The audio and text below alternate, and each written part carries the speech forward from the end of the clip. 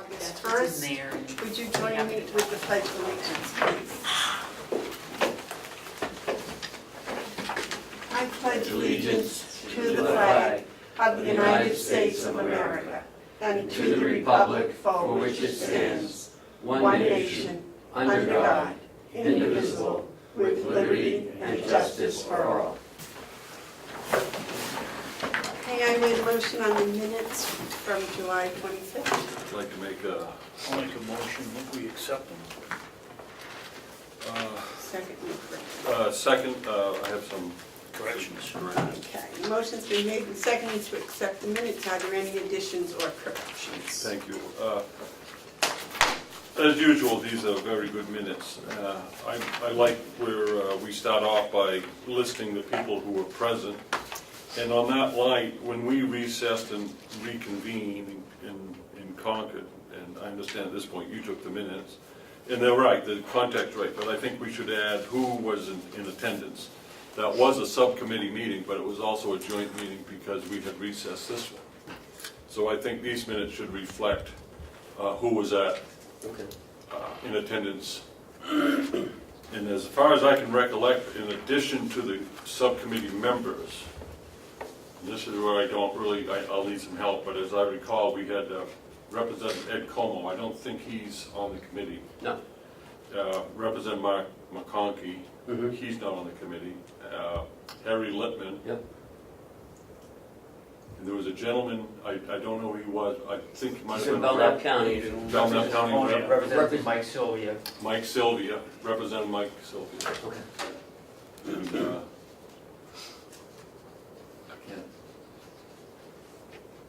I can't. I think that's it. I think so. Howie, us. I think we should list them at that point. Okay. In recess meeting. Do you have any objections to it? No? Any other errors or corrections? Okay, all those in favor as minutes as corrected, say aye. Aye. Aye. I've already done these. Now, if I could just, again, be reminded how we do this. We sign these minutes that I corrected, knowing that they will be corrected. Yes, Amanda, are you writing down? I did not write the corrections, and you have I them in will. your notes, I right? wrote them down. You did, okay. And I'll put down here as corrected.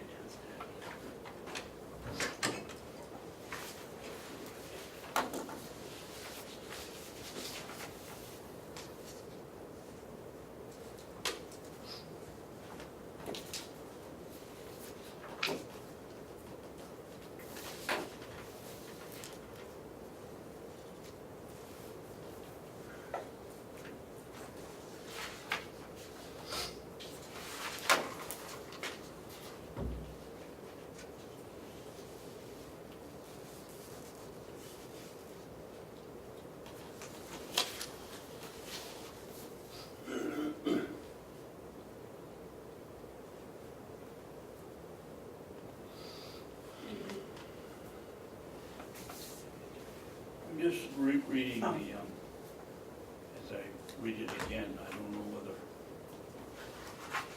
the last sentence in the minutes,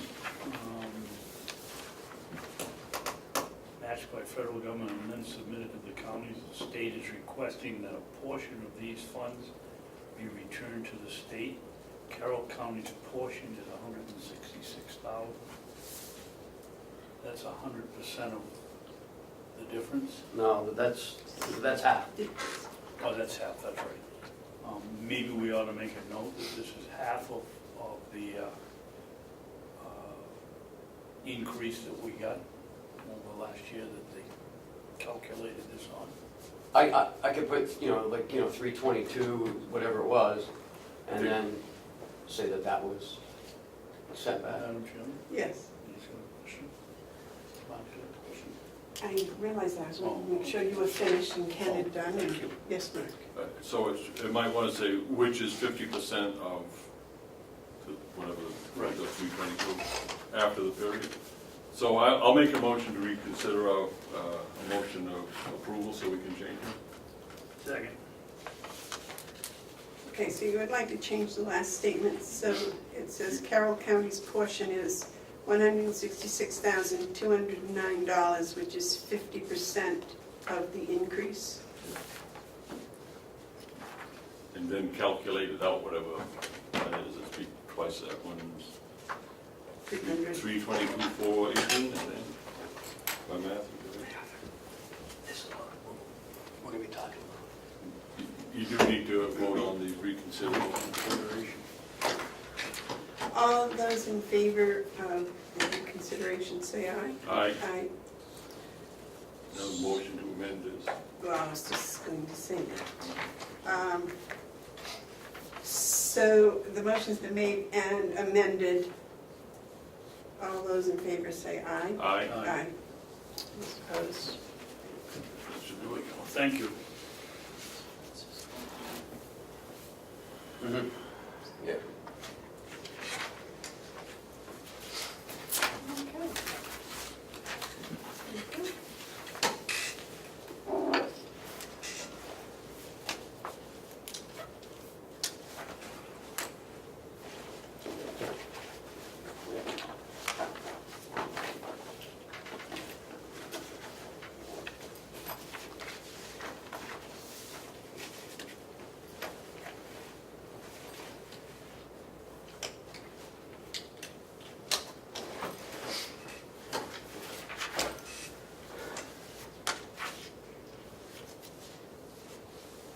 Are you ready? I'm just putting that down there because I want to. This one, who's in attendance? Right, I think Cheryl.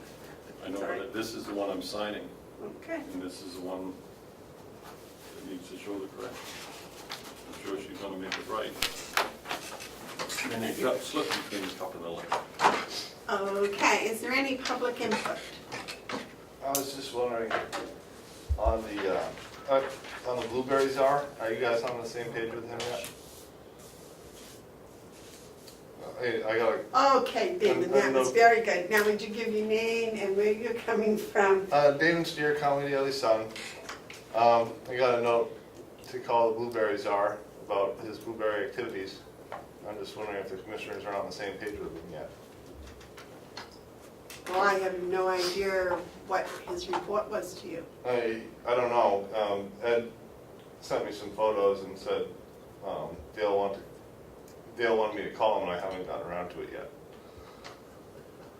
Okay, I do know they had a thing on Saturday, but I haven't followed up. David? I don't know the answer to your question, Damon, but I can tell you there's been individuals out there mowing and spreading the sawdust, and so somebody's working out there. Right, because it sounded like before you wanted to kind of rein him in and make sure that all the power doesn't go to his head, and, you know, wanted to kind of Okay, get a that sense was of. an I was just kidding. editorial statement I think you just made. I So was if you would- I was just teasing. All in Okay. fun. Okay. I get in trouble when I do that.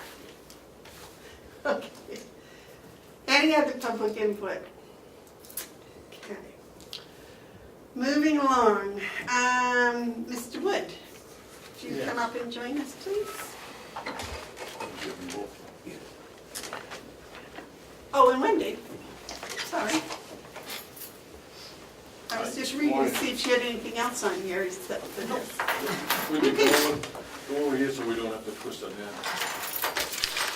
He can't see through Ken and Cheryl for some reason. Because we're not translucent. Okay.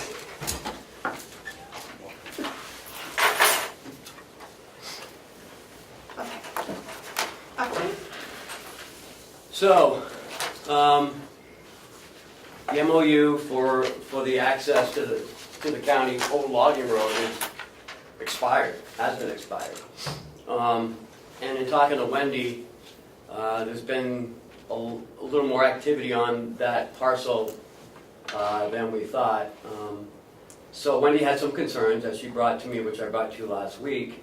And in working with Wendy and Mr. Wood,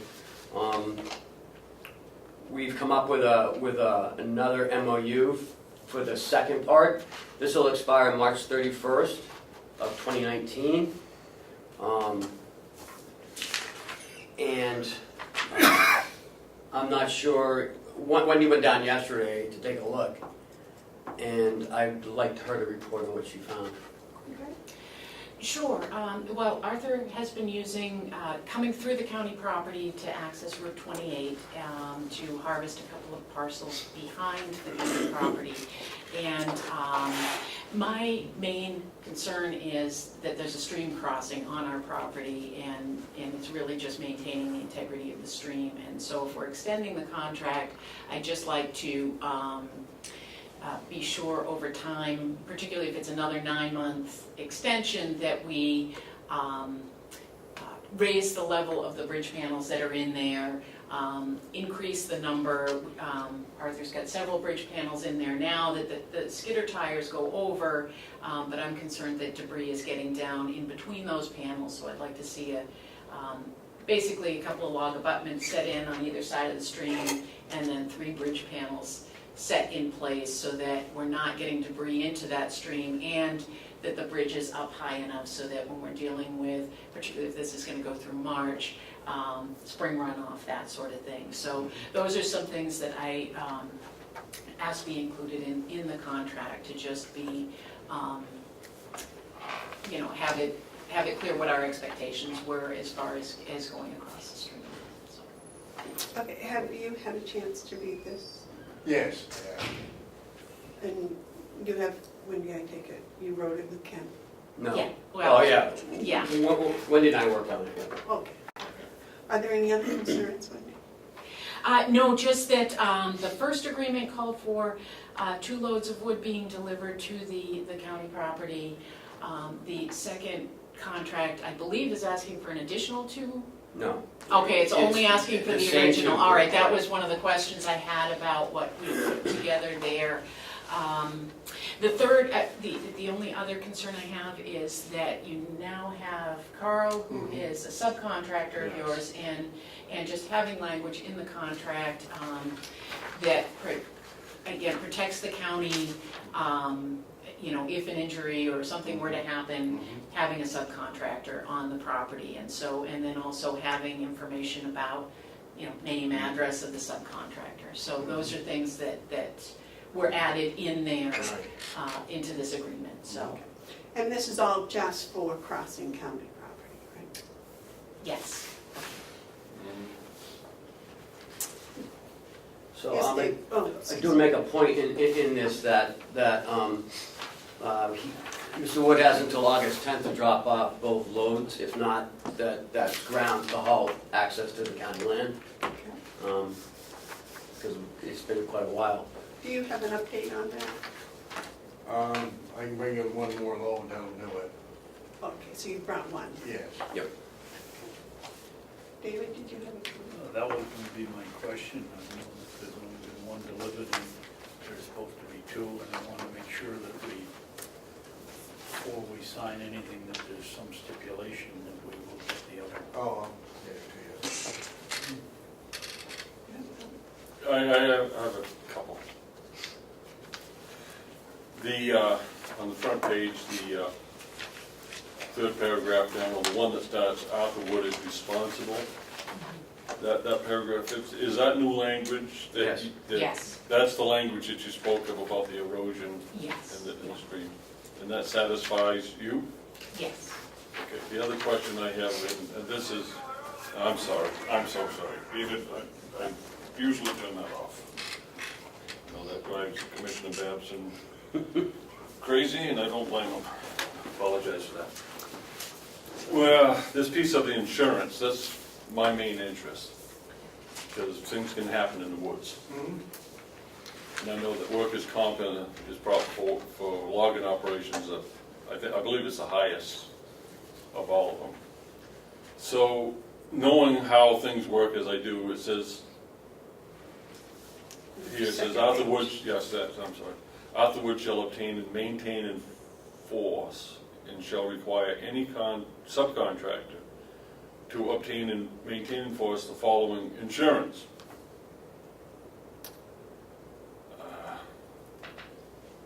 which is good, that's all good.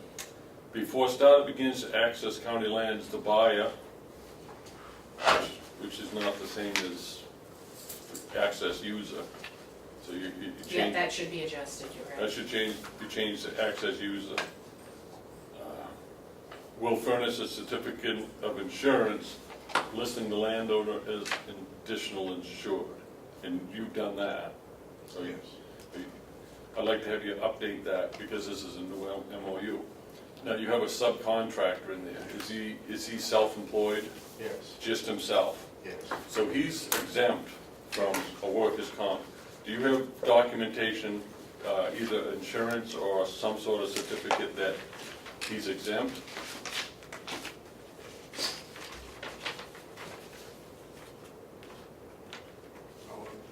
Oh, certificate of liability.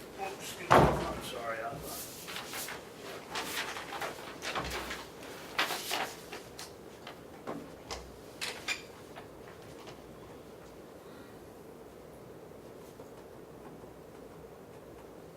Okay, so if he gets hurt, God forbid, but if he was to get hurt, he has no workers' comp. Well, you can't have workers' comp on yourself. Yes, you can. Yes, you can. You don't have to have it on yourself. Not for but you- logging, you can't. Yes, you can.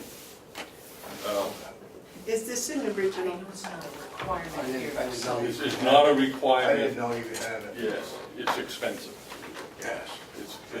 It's very expensive, but at the same time, I have been advised this so many times, I just am gonna put it out there. If there was something that happened to a subcontractor without insurance, he's not at fault for not having insurance, I agree to that. But the county would be exposed in that if for some reason he or his estate was to sue the county, judges and juries look for the deep pockets because they don't want someone Right. maimed for life without someone paying for it. And if there's no insurance, you have the we would have a possibility of being ordered by the court to cover the expense. So in that point, I don't believe that this is adequate to protect the county from your subcontractor. I'm not sure how to go about it, because at some points it becomes cost prohibitive. But at the same time, I can't knowingly put the county in a exposed position. I can make a call to Climax and see what they have to say about it.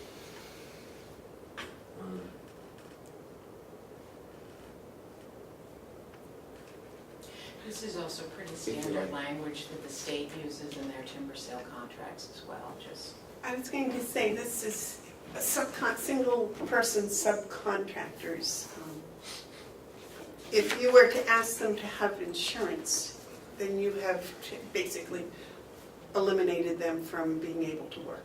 But that may be the case, and that's why the law allows that they don't have to have, unless he has someone working with him, then he does have to have. Right.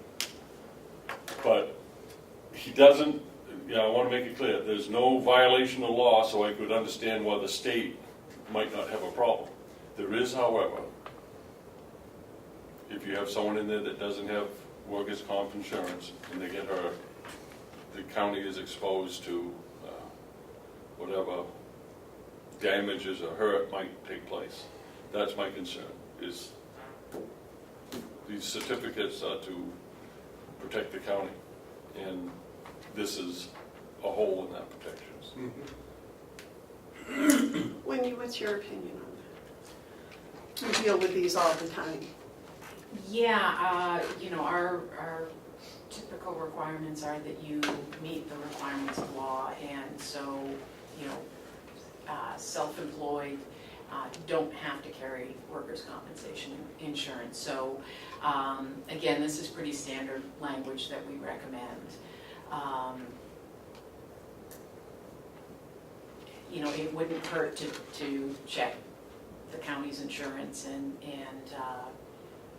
be sure that it's acceptable to them. And I just want to see if in fact it does open us up for any future claims. I'm just not sure. And I'm not saying you're wrong, I'm sure you're right, because you've dealt with this so much, I've been talking to Conway. Well, I'm right enough so I won't vote for this Right. MOU today, not because of all the other stuff. I mean, I look at you, to both of you, for your expertise, and I think you have solved the big problem, that's the erosion. But, you know, I don't think, I can't support the language as it pertains to workers' comp. I can't do it. I might if it was my house, but this isn't my house, this is the county's. I don't think this MOU requires our signatures, it requires Ken's signature. So, what For if, the commissioners, but you What guys if- have to vote. what if I made the motion that we instruct Ken to check with Primex, and if the county is not exposed to any liability, then he'd go ahead and sign this. I say workers' comp, that whole Workers' workers' comp. comp piece, to see if that is a factor. And again, I don't know. Is there a second to my motion? I like where you're going. I'm not sure that we've got a motion in the correct verbiage. But you're right. Would you want to tweak it? How about the wordsmith over here? Tweak it. The other thing is, I'd like to see a few loads of log-like firewood changed to 2 in the next paragraph. Okay, were there any other changes you wanted to make? No, that was the only one I could. Okay. What's the time frame? I mean, what's the urgency? I mean, Hopefully today I get a. we've been working without an MOU for a while here. But that was without our knowledge. I don't think we should be doing it with our knowledge. No, I don't either. So let me look at this. That's why I was going to say that Ken could check with Primex and find out if we were in fact exposed, and if not, if everything was copacetic, he could sign it and they could go back to work.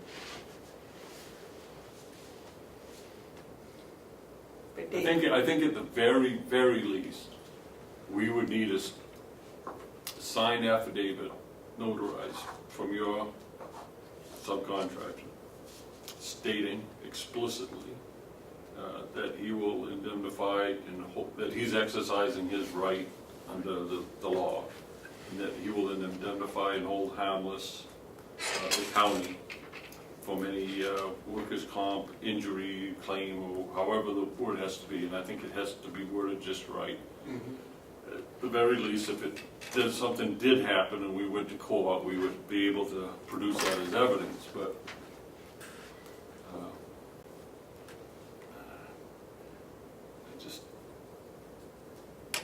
I'm not even really comfortable with that, but that's the very, very least that I would consider, because I want to have people working, but I don't want to have people not have coverage. so can you wordsmith a motion to that effect where Ken could check with Primex and receive this written indemnification from any subcontractor? They probably could, but I can't do it on the fly. I mean, it's going to take a little bit of thought.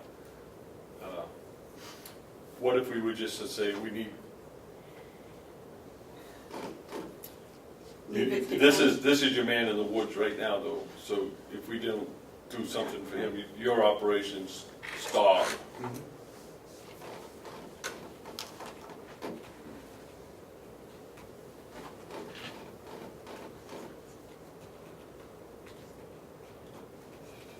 And you gotta have this done today.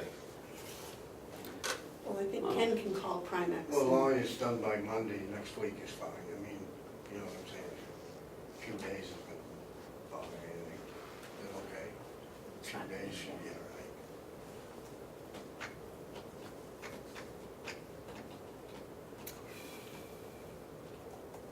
Can you and I just Ken wanna make sure afterwards the write council up is a gonna- Look, Yeah. identification Let process? me ask you guys, if we had something on file, like I described, an affidavit, notarized affidavit, indemnifying the county, and do you have workers' comp on you? I do not. So we would need one on you too. You and all your subcontractors would have to sign something stating that you're in compliance with law, and that if something was to happen, it's not, you won't come to the county. Right. Neither you or your heir, your, Subcontract. yeah, with your heirs or the estate. Right. We don't want someone, Right. I hate talking this way because, No. but it's the reality. If It a tree is. was to It kill is someone in today, the yes. woods, It is today, yeah, I understand. you know, Yeah. Yep. like, God bless you for, for taking the risk. I know it's so expensive, it just squeezes everyone out, but at the same time. I think probably what we could do is vote to approve this contingent upon Mr. Wood, and because we shouldn't do his affidavits for him. Mr. Wood and all subcontractors individually signing an affidavit relieving us from indemnifying hold harmless in the event something was to happen, and notarize and seal it, and then get it back to him, and I think we might be good to go. It's gonna be contingent upon that, so in other words, you weren't going back in the woods until you have that affidavit in Ken's hands. Does that work, Ken? Yes, sir. There is a line in here that says this MOU will also hold Carroll County harmless of any injuries that may occur while trucks are operating on county property. Would it be? A good lawyer will chew that up and spit it out and we'll write a Okay, big check if okay. something happens. I was just wondering if the subcontractor could sign this as well and. No, I think we need the affidavit. Okay. Like I said, that's the least minimum that I'll do. And I also want everyone to know that that may not be enough in the court, but at least it's something. At least it showed we tried. At least it shows we tried. At least you wouldn't put me out of business, right? No, I would never want to do that, but at the same time, I gotta watch out. We have to watch out for, Was that a motion? I think so. And I'll second. Contingent upon that, yeah. Did you get that, Cheryl? Okay. Cheryl, would you read back the motion, please? It's been motioned and seconded. Commissioner Hounsell motion contingent on,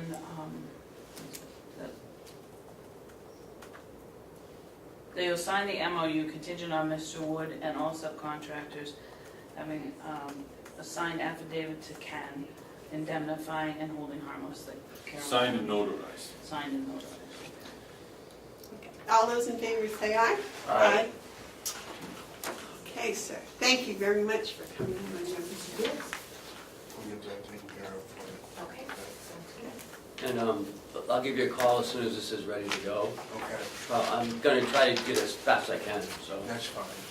thank you, Mr. Wood. I appreciate it, thank you very much. So, I'll be getting you another load of wood right off. All right, Thank you. thank you. Next week now. Okay. Wendy, before you run away, would you like to give us a little update on the, you may leave this, but I'm sorry, the trail opposite the nursing home? Yeah, I met with Susan and we walked the area where we had years ago talked about having some sort of handicap accessible trail loop behind the new nursing home. Apparently she's talked to John Roberts, who is willing to come out and do some of the earthwork. So we walked that area, we walked the other trail. I went back last week and flagged in where I would consider, the best location for that first loop of that trail. The next step, I believe, is for Susan to bring John Roberts out and take a look at that area. We will likely need a wetlands crossing That's permit. nice. We can either try to put in a bridge across, it's I don't even know whether you call it a stream, but it's a drainage, so it has wetlands characteristics. So we either would need to bank that, cross that bank to bank using a bridge, or put in a culvert to allow that flow that goes around the parking areas and continues on down to the fire pond. So that would be that'll be another step, as well as figuring out what is gonna be best to put in there. And Now, is that something you do, or is that? I'm happy to put in the permit. I'll want to know from John Roberts what his thoughts are on, if it's his equipment that, what makes the most sense as far as he's concerned, a bridge or a culvert, to put in that application. So, but that's, I think that'd be the request. Thank you so much for working with that committee. Sure. On the tower cut, how did that look yesterday? It's done. Okay. The area has been cleared. There was a lot of dead wood, just poor quality wood that, because it was a conventional harvesting operation, they don't have a market for. So where he could, he moved that off to the sides of the skid trails. There's still a little bit of dead and down material that when they go up there, the next step, I believe, in the process will be to either do test borings or test pits to look at what the soil is. And so when they have an excavator or a bulldozer up there, they'll probably need to move some of that. It's a little bit more material up there that for that footprint of where the tower is going to be, they may need to do a little bit more work, and probably a little bit more brush removal for where the power lines are going to go, but most of the material is out of there. Excellent. And they did leave a pile of wood chips for the folks that are working on the blueberries. Just have to figure out if they want that material for putting around the blueberry plants, how to get them up there with pickup trucks and bring that down to the blueberry plants. But there is a pile of wood chips there on the landing. Have you told Dale that? Susan had asked about it, and so I have not, I just saw that it was there yesterday, so I haven't contacted her to let her know that that material is there, but I will be doing that. All right, thank you. Yes. The road up there, has that changed at all, or where? If you're looking at the tower site, the old tower site, Yeah. or the current tower site from Yeah. the water tower, where did the road go, to the right or the left of the tower? Okay, the road that they'll be using for the new tower goes to the left of the current tower. Okay, It's an existing, it actually was an old town road, and it's a road that we've used. We put a second landing, that's actually where the logger was working, up there. We didn't tend to use that road a whole lot to access the old tower, because when they closed out the road after the last logging job, they put in a really big water bar and it was hard to get over.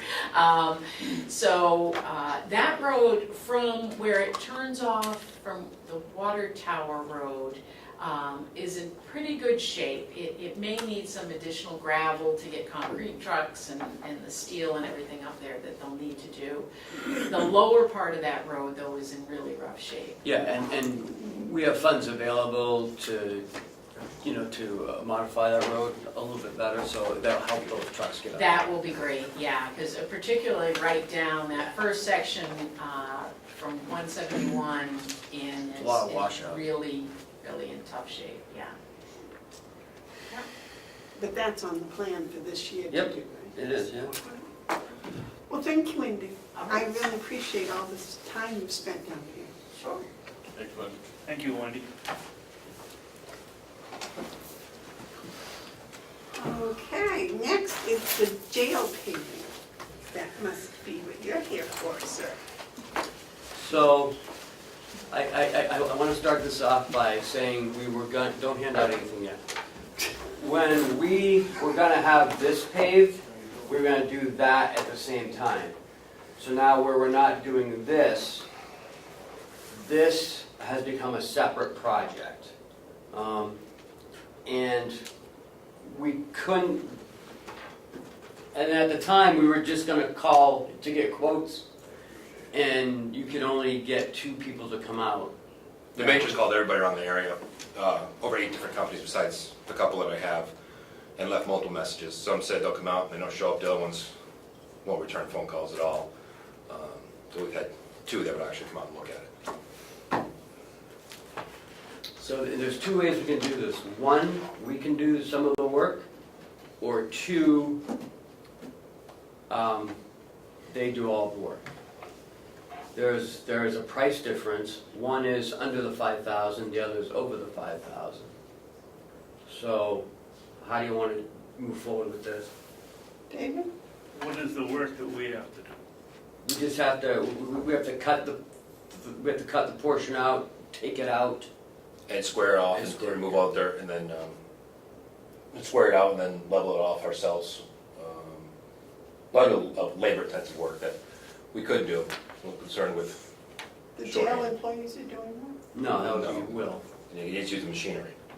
So, Yes, David? Does it make sense to even get a quote with us doing the work? We only have 2 people out there. The delegation cut out our lawn mowing person, the place, when I get to the commissioner's updates, I'll go there. But we don't have the time to do it ourselves, it just doesn't make sense. speak, Madam Chair, I asked for both quotes both ways, if we did some of the work ourselves, and if they did to compare to see where we'd be at. Okay. Yes, ma'am. How much we talking, and is it in the budget? 116 square yards. Dollar, That doesn't help us. dollar, and is it in the budget? If we do the work, if No, I they just- do the work, how much more Well, is it? how much do we have in the budget for this I have project? money in the budget to do project either way. And how much are we talking? If we do, Well, are we gonna go out to bid on this or not? Well, hold on a second. okay, I can put it this way without saying any prices. You're looking at a difference of if we do labor ourselves of, No, I don't want, how much do we have in our budget for this work? It's public information, about 7,000. so it's a small job, Mm-hmm. Yes, and that's in the budget. yes. Do we have a set of plans for the work? Do we have a scope of work? Do we have a set of, Yes. I'd like to see all that. I'm inclined, I've just let you know where I am, I'm inclined to say no either way. I mean, you got a $7,000 paving job. The time to do it is when you're doing a $90,000 paving job. That's when you're gonna get the best bang for your buck. Those should be brought together and done as a single project. What happens if we don't do it this year? Then we don't do it this year. I mean, Is there a safety concern, or? there's a overcrowding concern. We've been for a while now overgrown our space that's over there. Right. We currently use, at the end of the parking lot, it's squared out and then a little bump out. Sure. Don't know why it was never finished, and they park straight there. Between programs, anybody else that comes from the outside world and visitors, we just don't have spaces for them. They're parking up and down the road, and that is a problem definitely come the winter time. So it is a safety concern. I think what you need to do is explain that this is an expansion on your existing parking area. Okay, thought that was self-evident, but it's expansion on what we have for a parking area. It will give us approximately 6 more spaces. I get one other thing to say. Yes? Earlier this year, we made a decision, I made it, my vote, not to do the back parking lot, as I felt it could wait another year, and I didn't think that the description of what we were doing was adequate. I find that to be the same case here. So my position is that all this paving work should wait until 2019.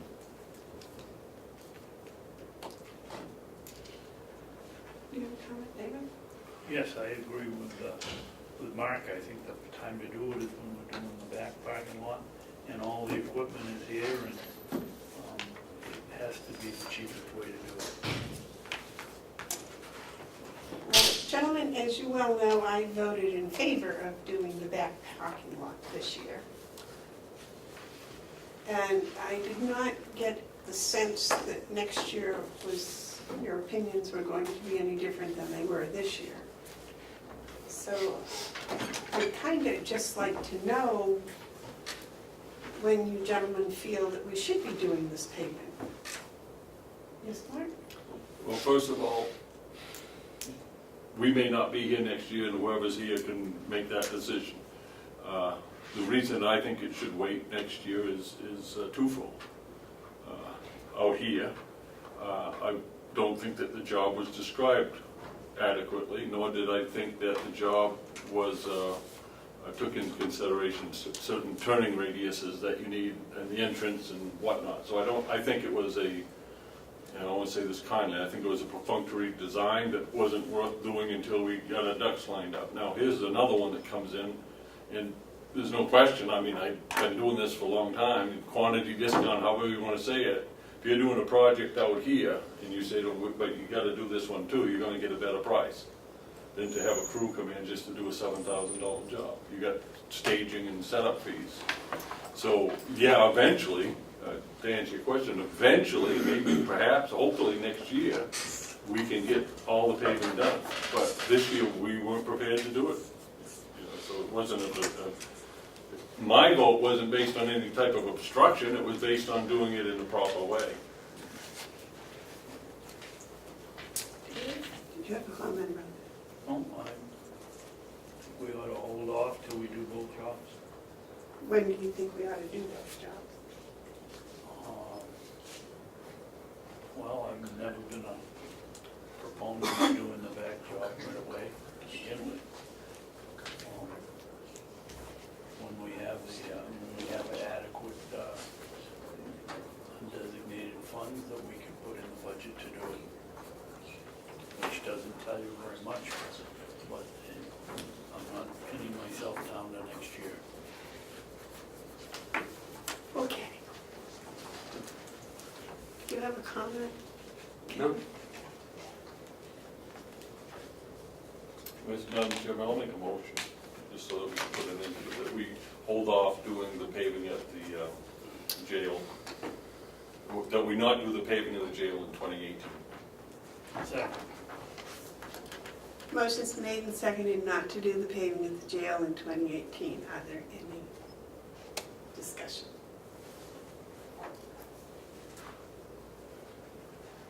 All those in favor say aye. Aye. Aye. Those opposed say no. No. Motion fails. So, No motion passes. oh, well, motion passes.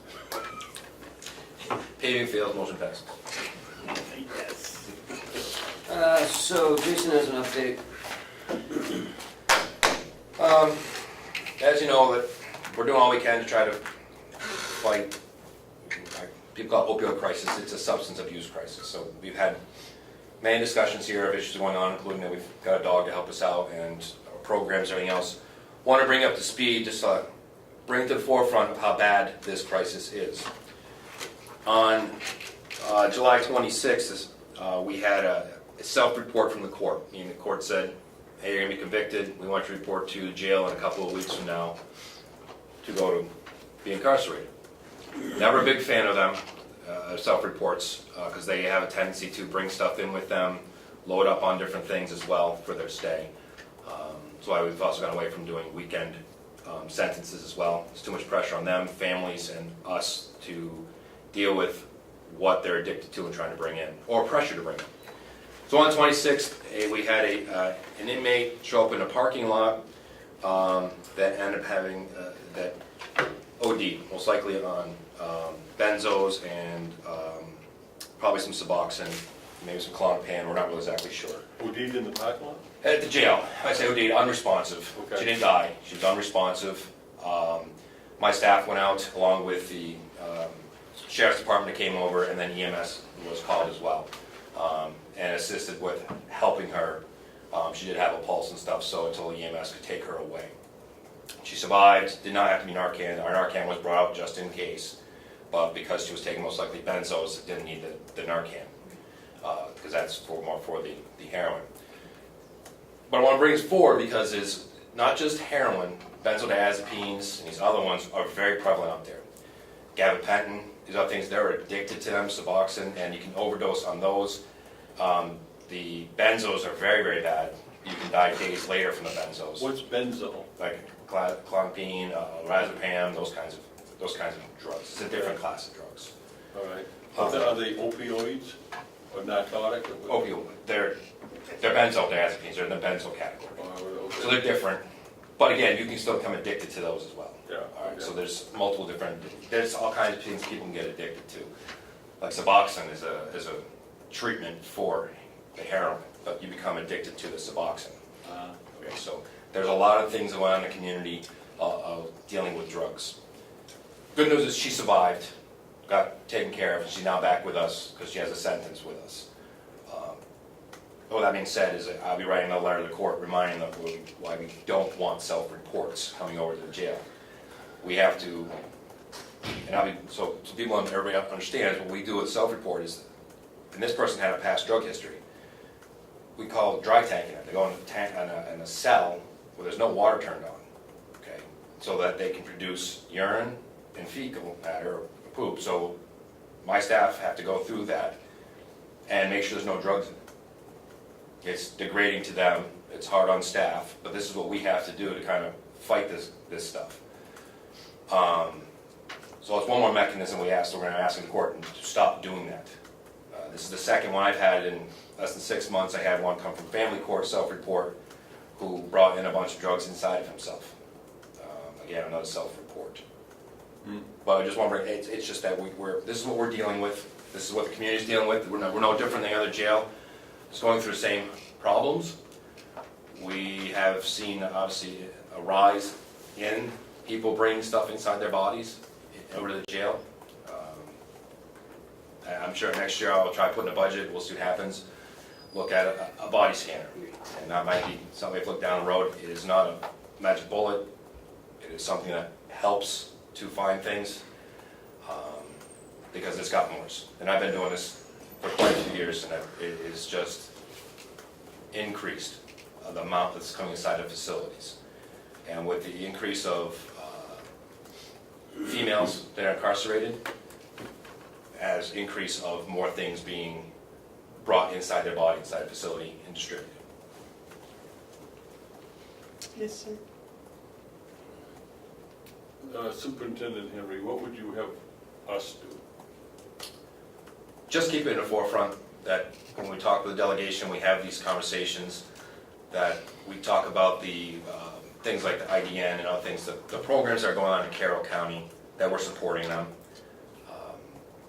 That we take a hard look at, well, it could be body scanners, anything else, but we just take a look at it. Legislatively speaking, I like when you guys talk about we're not getting a fair share on some of the funding up here. I think continuing doing those letters down to the State House and keep fighting for Carroll County. We are still in a very large battle that's up here. It's not going away anytime soon. So keep doing that. Those type of things I think are very important. Yes, sir. I don't know really, I've seen it for over 40 years. I've seen the state, and I don't want to come across as critical to the state. I think the state is working as hard as they can in the areas that they're choosing to address the problem. It just seems to highlight something that has been going on for years and years, and that is some sort of perception that everything in Carroll County is idyllic and beautiful and serene, and everyone's doing well. It's a tourist town and tourist county, and we have lakes and mountains and rivers, and I think sometimes the state looks at us too much that way and doesn't really recognize that of the various regions in the state, the White Mountains, not the North Country, is the most impoverished, the ones that is suffering from lack. And then when we get our, what the state determines our share to be, it is so inadequate, it's almost embarrassing to take it. I mean, $15,000 in a county this size to help with the opioid epidemic. Which was less than last year. Which was less than last year. Actually, it was 25% less than last year. The $1.2 million that the state gave out in Granite Shield, 65% of that went to communities in Hillsborough County. 65%. That's far more exceeds the population ratio. But it does not exceed the influence ratio. That is, we've got to somehow continue, as you said, to remind people to fight for Carroll County, because they just don't, for some reason, they don't seem to get it. And I pray that someday soon they will. David, you had a comment? No, Mark said it all very well. I know you are doing a horrendous job. It is just terrible what you have to deal with. And the fact that you and your crew work so well and so hard. And I cannot imagine the end, your result that you're dealing with.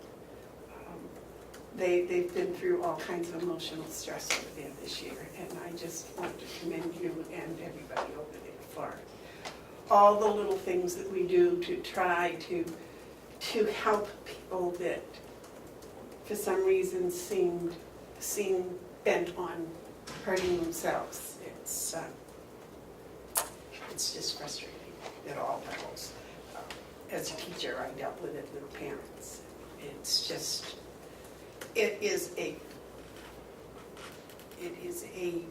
human crisis. It's not, just a Carroll County crisis or a jail crisis.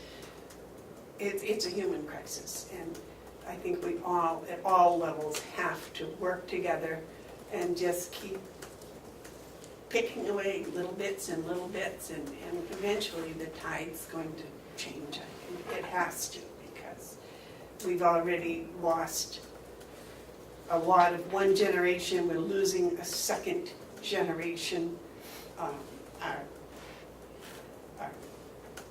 systems are just overwhelmed, and I'm not sure what the key is. Maybe it is more money, but it just seems that whatever we're doing just isn't enough, and we just keep doing more and more. And what you do over there, trying to take these people with broken lives and protect them from themselves, and the programs that you have over there to try to piece them back together and help them to go out into the community and be successful human beings, I just think is remarkable, because it's a tremendous uphill battle. And as you can tell, I get quite emotional over it, because you have, people that I saw in my classroom have gone through your classroom, and so we just keep working at the whole process and picking at it. So if you come to the commission and I am here and you want whatever to fight that, I will be in favor of it. I had spoken to you previously about the body scans. I know they're tremendously expensive, but what is one person's life worth? That's the question. So I thank you, and thank you for coming and sharing. Thank you. Please just keep doing what you're doing. How is the dog doing? Good. Dog's doing well. Been doing a lot of training. Sergeant Corliss and Chloe are doing well. So he's using the dog more and more, but he's getting a lot of good training, because it's still going to take a lot. So trainer down in Keene helping out. He went down to Merrimack County, 2 days of training here. It's going well. Thank you. Tremendous. Anybody else have anything? I probably ranted on too long on my little Thank you. soapbox. Thank you, Jason. No, you're right on. Okay, next is the Carroll County pilot. We have a pilot? Yeah, we get one every year. Oh, good. You received, I forwarded to you a letter from the town of Conway on Friday stating that they would like the county commissioners to consider sending them some of the past due monies, apparently from a pilot that the county received.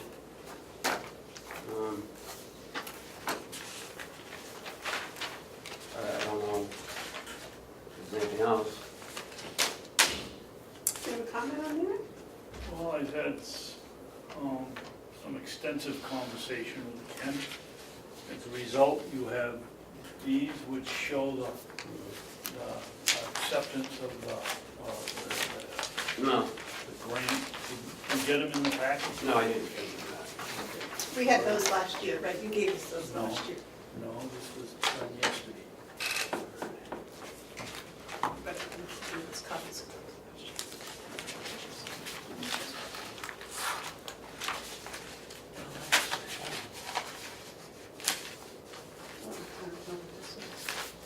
No, I just did it yesterday. Well, yeah, but what's this got to do with the water billing? There's nothing. Nothing to do with it. We're not talking about the water bill.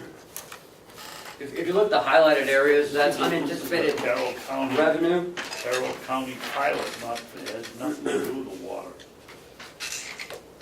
Is this, I'm confused. And I think it shows, I don't know how you people feel, but And you look at 14, 15, 16, and 17. Commissioner Babson wanted to know when we got these and I got one. how they were labeled. And Oh, I see. This one is highlighted. That, his wasn't. right. That's- okay. Ken, these deposits were made from the Department of the Interior, is that correct? Yes, in your packet are letters that we received with the checks stating, that we please notify you that on June 26, 2018, Department of Interior issued the blah, blah, blah, issued payments in lieu of taxes, and this year we got 4351. In 2018? This is June 26, 2018. June 26, 2017, we got 4263. So then I went on to the Department of Interior website and asked a question, what can pilots be used for, and must they be redistributed to other local government units? And it said, it states pilot payments may be used by recipients, usually counties, for any governmental purpose and are not required to be further distributed to other local government units such as schools and cities. Then I went and looked and saw New Hampshire, what towns for 2018 received as pilots. And in this packet you'll have these two. One is labeled in pink, those are the other counties that received it. And yellow will be the Carroll County towns, Albany, Bartlett, Chatham, Conway, Harts Location, Jackson, Sandwich, Tamworth. They all received some sort of a payment from Department Department of Interior. So I guess the question is, what do you want to do with this letter? Do you want to answer it? Do you not want to answer it? I don't. Well, I think we have to answer it. Okay. It's my feeling that if the Department of Interior made an error, they should write to us and say they made an error and they would like a refund, and we'll give the Department of Interior back the money the Department of Interior gave us. We have no interaction with Conway at all. Unfortunately, last year, we sent the pilot we got from the Department of Interior to Conway without including the Department of Interior in that process. So I think the money was sent to us, and unless the Department of Interior sends us a letter asking for it back, I think that's the end of the subject.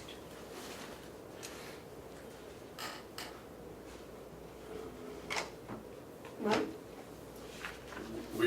When we found out last year that we had received money that was intended to go to Conway, we did the right thing, we sent it to Conway.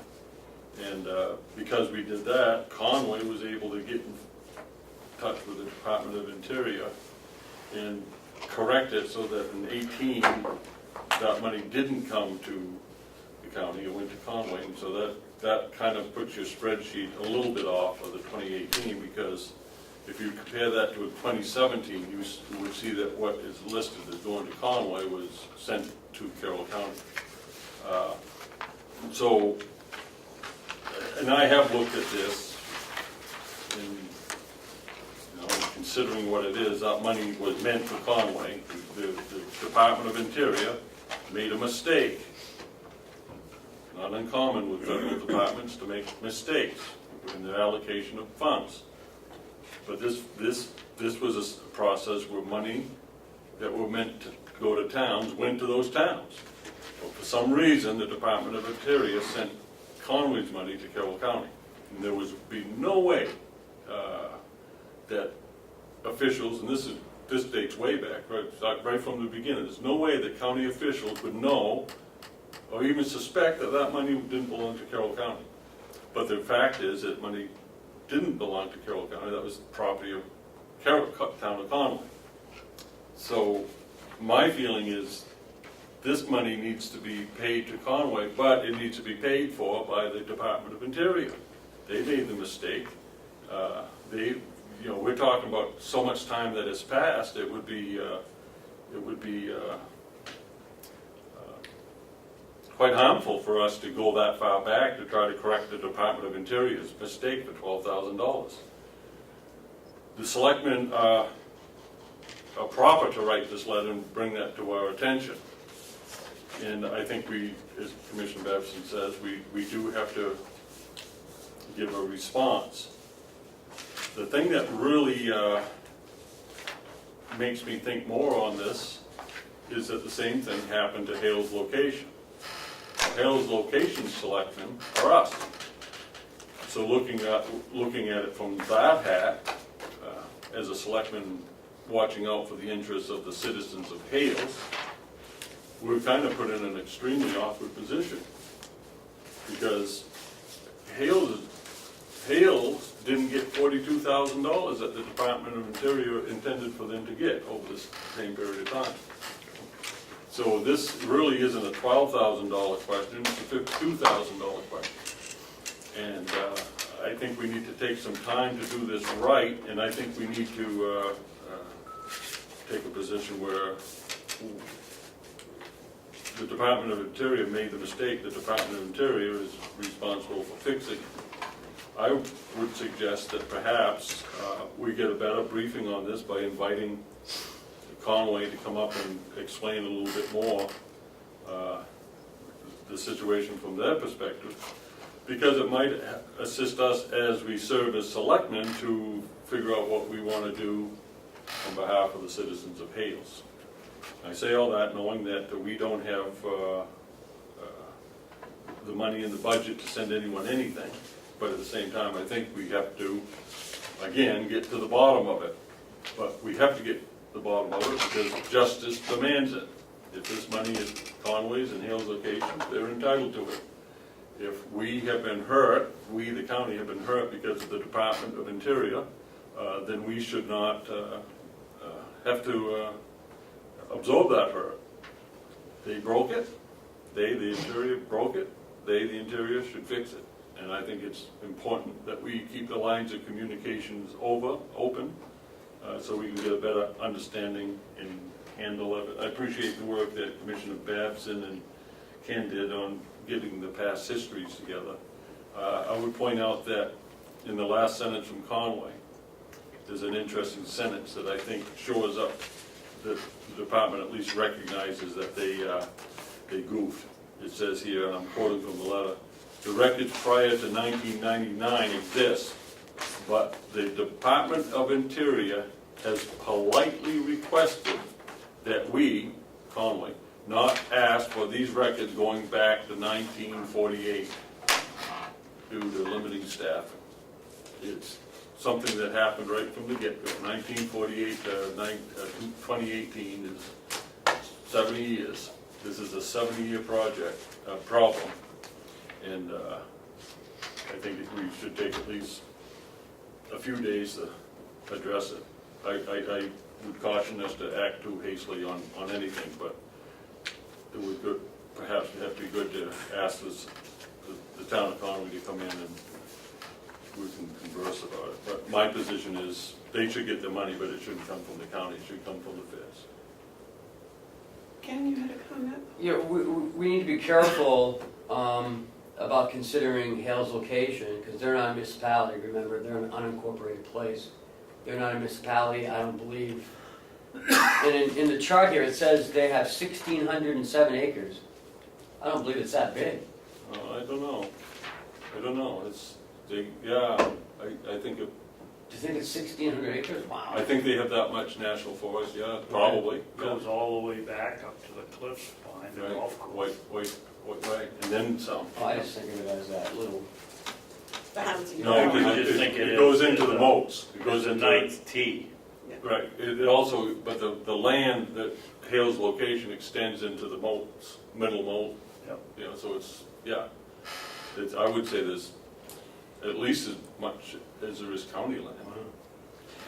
But apart from that, whether they're a municipality or not, doesn't matter. They're taxpayers, and this money was, I don't know what to do with that, but what I'm saying is this is not a $12,000 error on the part of the Department of Interior. It's a $52,000 error.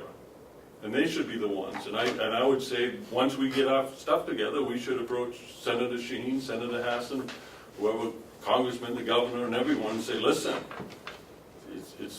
this isn't right. Why should we again pay the penalty of poor work by the federal government? 70 years worth of poor work. And they politely ask us not to look any further. It's like, that's an admission. Okay, that's fine, but the thing is, we had communication between the Department of Interior and the county. We've made it, the deposit's been made, everything's been fine. Conway, on the other hand, has not had the deposits, etc., but that is between them and the Department of Interior. I see no reason for the county to get involved in that. That is between Conway and the Department of Interior. We have ours with the Department of Interior. Now, Hale's location has also a relationship with the Department of Interior, and you pointed out, and correctly so, that as selectmen, we should probably notify the Department of Interior that although they show that Hale's location has been getting pilots, Hale's location has not been getting their pilots, and Hale's location would like them. I don't think they can, because they're not a municipality. The pilot says that it's for municipalities. But was Hale's on your list of? No. No. So why did somebody think Hale's was going to get Well, I can tell you a why. pilot? Apparently, They that did came from Conway. they did get a pilot. Oh, they did? They were supposed to have received $40,282.86 from 1999 to through 16. Where did you get those information? Department of Interior. Okay, so then we should write Department of Interior as a selectman for Hales and say, we have seen on your website, was that on their website? No, this was research that they talked about, that they didn't want to do any more to 48, they only want to go to 99 because of the... No, that was Conway. Did those numbers come from Conway, or did you do that? No, this Came might... from Conway. Conway did. These numbers Where did they come from? they came from the Department of Interior through the town of Conway. I mean, I don't know if you want to Then I question think it. we should probably validate and do that our own, have Hales Locations contact the Department of Interior and find out if those numbers are correct, and then tell them what we, Hales did not get that. How much did Hales get? Nothing, we got it, we didn't give it to them. The Hales did not get anything. We got it, kept it. We got Conway's and kept it. Why wouldn't we? We didn't know. But now we know. We didn't get anyone else's. We got the money the Department of Interior sent us, period. That's it. They sent it to us mistakenly. That may or may not be so, but Oh, it's so. the Department of Interior needs to tell us if they made a mistake, if they want it back. I don't think they made a mistake. I think we legitimately get it as a county. Well, I would And I caution don't any of us think we that, have to legitimately do anything with it.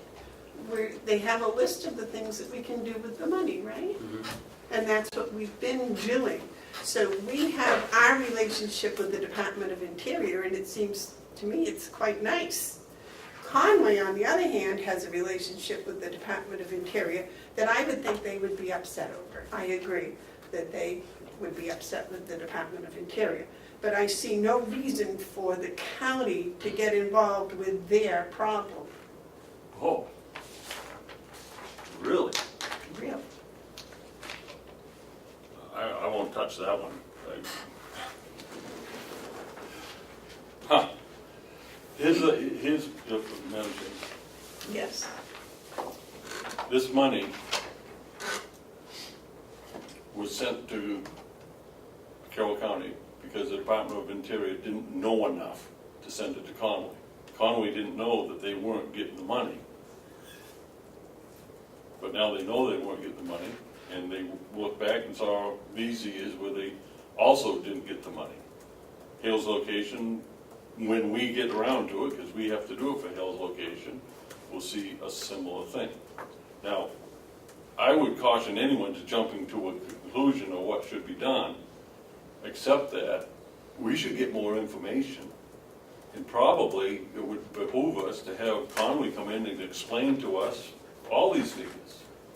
And that will help us with Hales Location. I think if we take our time, get our information, we'll be able to approach the Department of Interior in a professional, courteous way, and this could work out so that Carroll County doesn't have to send any money, but the Department of Interior will make them whole, them being Hales Location and Conway. But if we quickly rush to a conclusion that we're not going to participate, then I think we're doing a disservice to many people. I do not think thinking of it over a year's time is rushing to decisions. You have a comment, David? I have two. First of all, since it goes back to, 1948 or something? Yeah. Some long period. I can't believe that Conway has not received one single piece of paper from the Department of Interior questioning something that would result in this pilot. I think that's their responsibility to answer to us. I think one of the big items that have comes out of this discussion is we need a line item, a revenue line item that's beside, allows us to put all revenue, unanticipated revenue, in the line item. I've been around here 20 years. Last year, we talked about this, but before that, I've never heard a mention of pilots going to anywhere but Hales, and that was always said for in Albany for the sheriff's department, and in Hales for the school students that barely existed. I think we need a line item that says that any pilot or anything like this should show up in our revenue, so we know where it is and we got it. Yeah, that's right. And as I said, I think the other question for Conway is, you're going to try to tell us in 60 years you never received one piece of paper questioning the pilot or what you did with it, or who signed the check or something that would lead you to believe that you should have been receiving this money? Well, I don't think it's our position to question Conway on what they do. I mean, Conway is an independent town. I'm sure that they have done what they thought was correct. I mean, that's not our job to play big brother to the towns. But on the other hand, I don't think we should get involved in what's their problem with the Department of Interior. Well, I think we need more. Last year, I said this. We need more information. What do you mean, more information? What more information would you like? Well, I'd like to know why the money is going to Conway. Is it just on acreage? yeah, 353. And I'd like to know why we got the check rather than somebody else. It looks to me like the Department of Interior is the one that screwed up, but we need more information before we tackle a problem. Well, I don't think it's our problem. I think that Conway, if Conway's unhappy, Conway needs to contact the Department of Interior. And then I am sure from there, the Department of Interior, if there is something that we need to do, they will contact us. Yes? You've said at least three times that it's not our problem, it's Conway's problem. Well, that's alarming to me. I believe part of what we have to do is be aware of problems that affect each town within this county, and when we can, assist them in whichever way it is for them to find a satisfactory remedy. To sit back and say, hey, it's Conway's problem, it's not ours, is to say to the biggest town, the most populated town, is you don't count on the commissioners for any help. This is how things work. If we have one of ours, Conway, one of ours, like a child, who is having difficulties, it is incumbent on us to do what we can to help them. Now, I'm not saying we send them $12,000, but I do believe that we're in a position to assist them to get to the bottom of it. We all know that municipalities get better response if it becomes a regional thing or a county thing or an executive council district. We know that people pay attention when there's these type of approaches. The Department of Interior will pay more attention to solving this problem, which I believe is all there, it's all on them. They broke it, they should fix it. And we should be more than happy to assist Conway, Hell's Location, any town that isn't getting a fair shake from the federal or state government. That's what I thought we did. We did that we got a letter coming up we're going to talk about. All of these county programs, you're trying to, it seems, I won't say what you're trying to do, but it seems as though you're pigeonholing certain problems within the county that are not our responsibility. And it is our responsibility to help every town.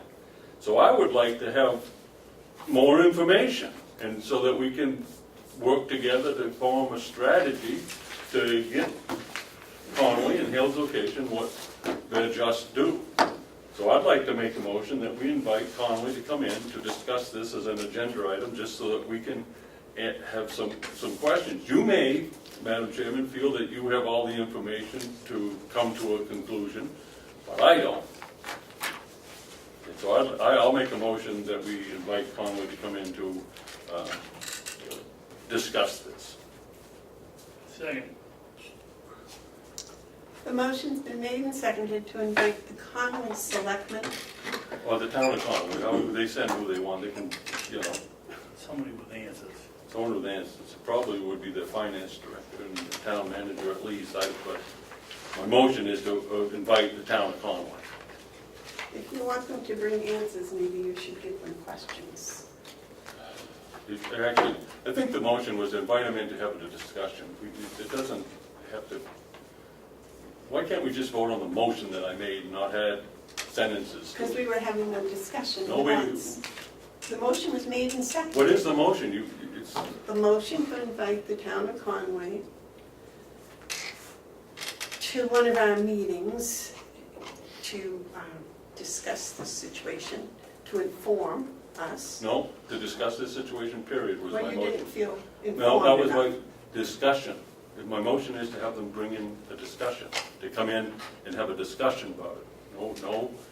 No, nothing else. Don't add to my motion, please. Would you read his motion, please? Commissioner Hounsell motion to invite the town of Conway to come to the commissioners' meeting and discuss the pilot.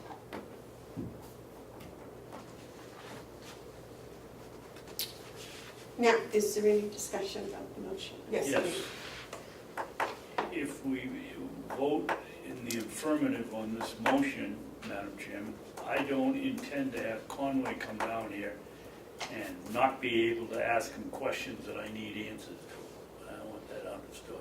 Me too. I would suggest that you give the town of Conway the questions before they get here, so they might have the answers. They might be prepared. That's all well and good, but you just said 5 minutes ago, you thought that question was not appropriate. No, I said if you asked, you need to give them the questions ahead of No, time. before that, you said, when I said I wanted to know why they got any paperwork, you said that wasn't any of our business and we shouldn't be asking that question. And I'm gonna tell you, Oh, that's all right. I'm gonna ask that question. I was saying that I thought they were capable, yes. Like most problems this way, the hardest thing to do to get started is identifying the right question to ask. To try to make a list of all the questions we should ask, I am certain we wouldn't find the right one to ask. I think one of the questions when they come in is, well, how did this happen? And then it goes from there. There's the discussion. It's much like what we did with the woodcut. We had a discussion, and we were able through the discussion to ask the right questions and come to a satisfactory solution. But to pre-write the questions, I don't think that will help us. We haven't identified the right question. But we will if we have them come in and explain things. You have a comment on that, David? I agree with you.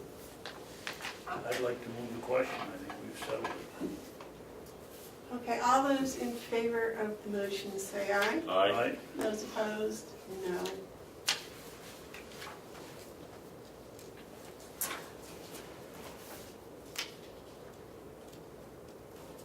Okay. We'll be calling Tom home. So next on This is the good work. agenda is the law enforcement clearance. Last week, I brought you a letter to the commissioner, to the assistant commissioner Quinn. And we were kind of rushed last week because we had to get to Concord. So I worked on this yesterday with Commissioner Babson's help and also Commissioner Hounsell's help. And this is what we came up with. I'll make a motion that we accept this letter and send it to Assistant Commissioner Quinn. Second.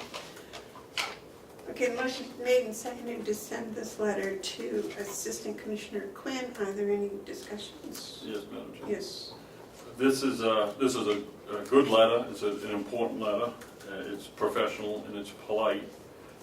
I would, because of the topic, I think it's important that the people understand what we wrote. We're just talking about a letter, but the people who are watching government oversight may like to hear what the words are. Would you like to read it into the Well, record? I was going to suggest that the chairman read it, but I'll read it if you want. It's up to you. Go ahead. Do you want me to read it? Yes. This letter is dated to, got to change that 7 to A an month 8. ago. 8-1. I don't think we need to rewrite it for that, but just the one that goes will just change it. Yeah. Assistant Commissioner Robert Quinn, New Hampshire Department of Safety, Concord. Dear Assistant Commissioner Quinn, the Carroll County Commissioners are again disappointed with the small dollar amount of the Grant Hammer Grant recently awarded to our county's Sheriff's Department. We are disappointed and, quite frankly, surprised by the austere dollar amount that was awarded to the Carroll County Sheriff. This award is insufficient to combat the opioid epidemic. We do appreciate you coming to the Commissioners' meeting last year and explaining how the funding process works. We do continue to feel that Carroll County is not getting the funds to meet its needs. The attention given to the southern counties clearly is greater than the attention paid to the northern counties. These southern counties are more populated and as such have a higher tax base in which to draw funds. For 3 years, we have not received our fair share of available grants. These monies are vital in reinforcing our law enforcement efforts on this statewide opioid problem. The people of Carroll County have been expecting more resources from the state and federal governments to help supplement our struggles with this blight, which continues to devastate the families of Carroll County. We feel that the state must reevaluate the distribution in order to assure equitable treatment of all. Respectfully yours, Carroll County Commissioners. Any more discussion? No. Okay, motion's been made and seconded to sign this letter. All those in favor say aye. Aye. Those- I will change the date and bring it back up before you guys leave today. All right.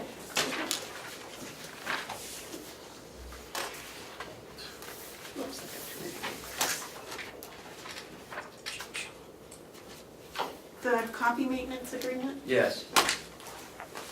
Is this a different copy than one we did earlier? No, remember, you guys signed the lease agreement, and then we talked about the maintenance agreement. This is the maintenance agreement.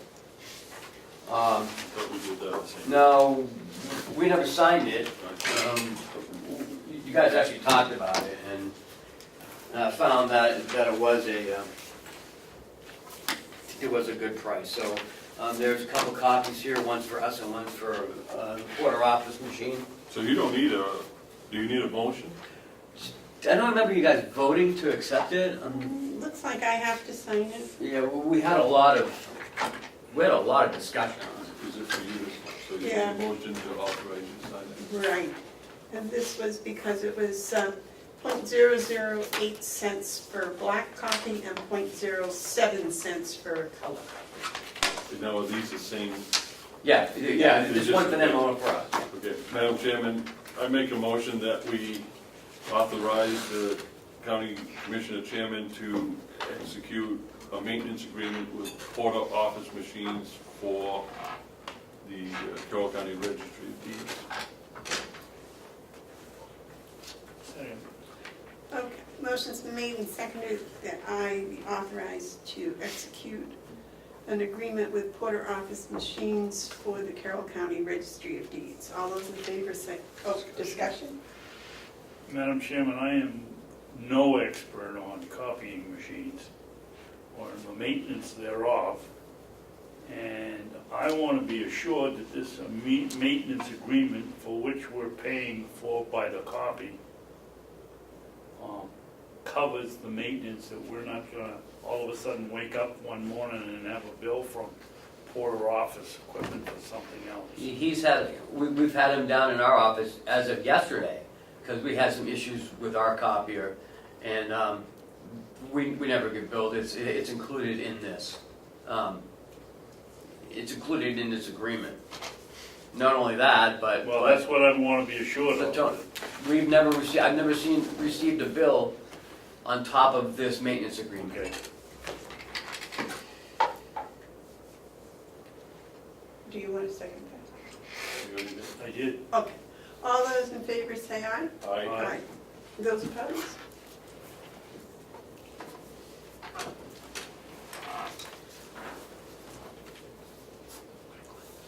Did they get it straightened out, Ken? Yes, it was the rollers.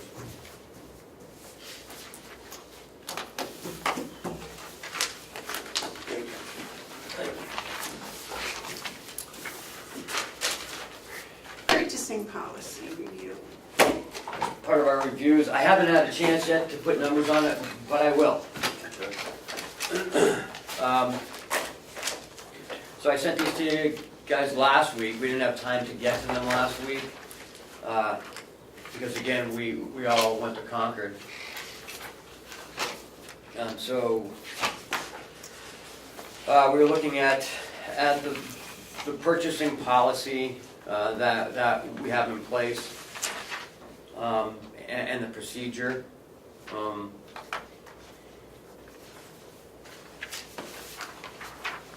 Again, we added that non-routine purchases over $2,000 must have at least two comparable quotes and must be provided to me prior to the approval of the non-routine purchase. And that was Commissioner Babson's request a couple of years ago. It was $2,500, but we lowered it to $2,000. So. Okay. Don't we have a $5,000 policy that it has to go up to bid? Yes. That's not written in here, that's not part of this. That's state law. Well, yeah, that's a state law, yeah. Oh, okay, all right, right, that was my only question. Yes, David? Ken, I'd like to change the verbiage a little bit. Okay. Non-routine purchases over 2,000 must have at least 2 comparative quotes. Can we come up with something that says at least 2 samples of like purchases or something?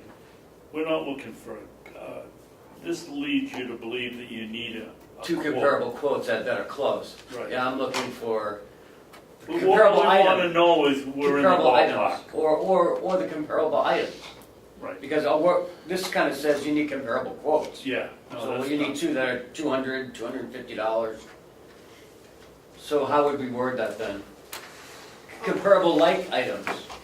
That's what I thought you meant when you said comparable quotes, like, you know, for example, if you were talking about furniture in here, the quote would be for both tables and chairs, not just tables or not just chairs. That would be the same. How about must have at least 2 likable compared prices and must be provided to the administrator. Likable, what if we don't like them though?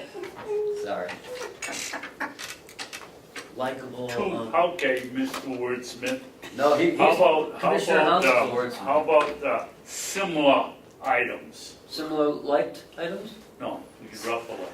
Similar, Comparative is the word you want. Well, that's the word they have. That's the word you at want. least 2 comparable quotes. Comparative. Comparative? I think it's comparative, but I don't, yeah. We just want to get the idea that they have to be formal quotes out of the sentence. We just want to know that they're in the ballpark. Can you just say prices instead of quotes? Yeah. Yeah. I kind of like that better, actually. 2 comparative prices. So if you're looking at something on eBay, this one is this much and that one is that much, you can, Yeah. So if we're looking for, say Ed needs a new microphone, it's got to be, you know, a microphone, not like a. Can't be 2 tin Megaphone. cans on a string. You're right. And one's 50 cents, the other's $500.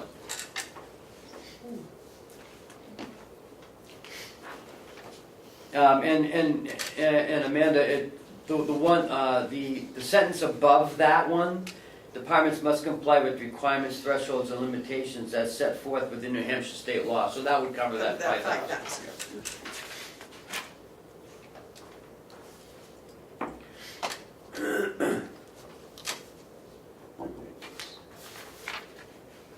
Any other changes or suggestions or corrections or improvements?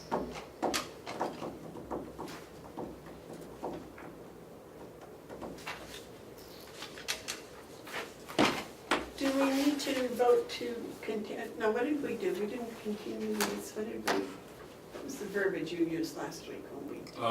Revise, no change, unless you made a change. We made just that one Yeah, we change. did. What's it say? Okay, reviewed and changed, reviewed and changed this date, Okay. or the date and reviewed We and didn't changed. need a vote on that. Yeah, I think you do. Yeah. Okay. You're changing the policy. All right, so what we'd like to do is make a motion to review and change the Carroll County internal control, purchasing process In the last paragraph on the first page, we changed the word quotes to prices. Madam Yes, sir. Chairman, I'd like to see something in here that says that it has to come, that the vendor has to have filled out an approved vendor sheet or be an approved vendor, or, That's part of the process. but it isn't in here. Gotta look at back here. I don't read fast, but I don't see it. Yeah, no, that's not it. I could have sworn I saw it in here.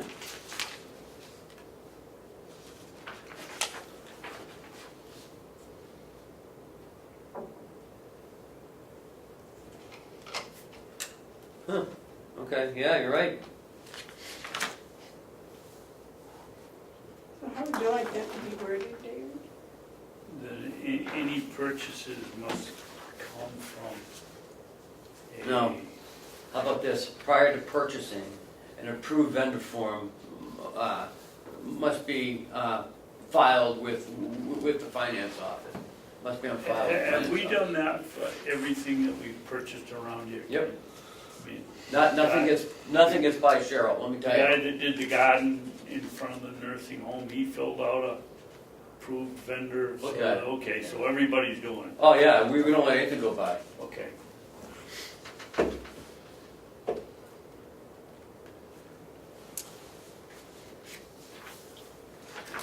I could have sworn that was in there. So you want to add that to a new paragraph on that? Yes. Yes. So along with the change of the word quotes to prices on the last paragraph of the first page, we would add the paragraph that an approved vendor form must be filed before purchase. Prior to purchasing, an approved vendor form must be on file in the finance office. Approved or completed? Approved, I have to approve it before they can purchase. Okay.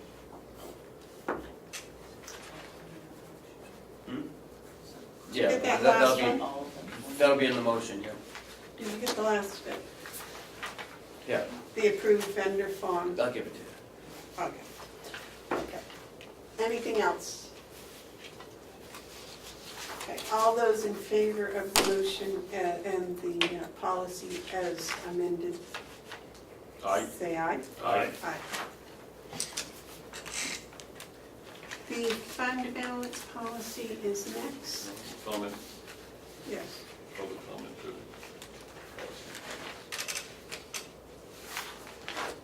Oh, I thought we did that. We didn't do public comment. No, public comment form.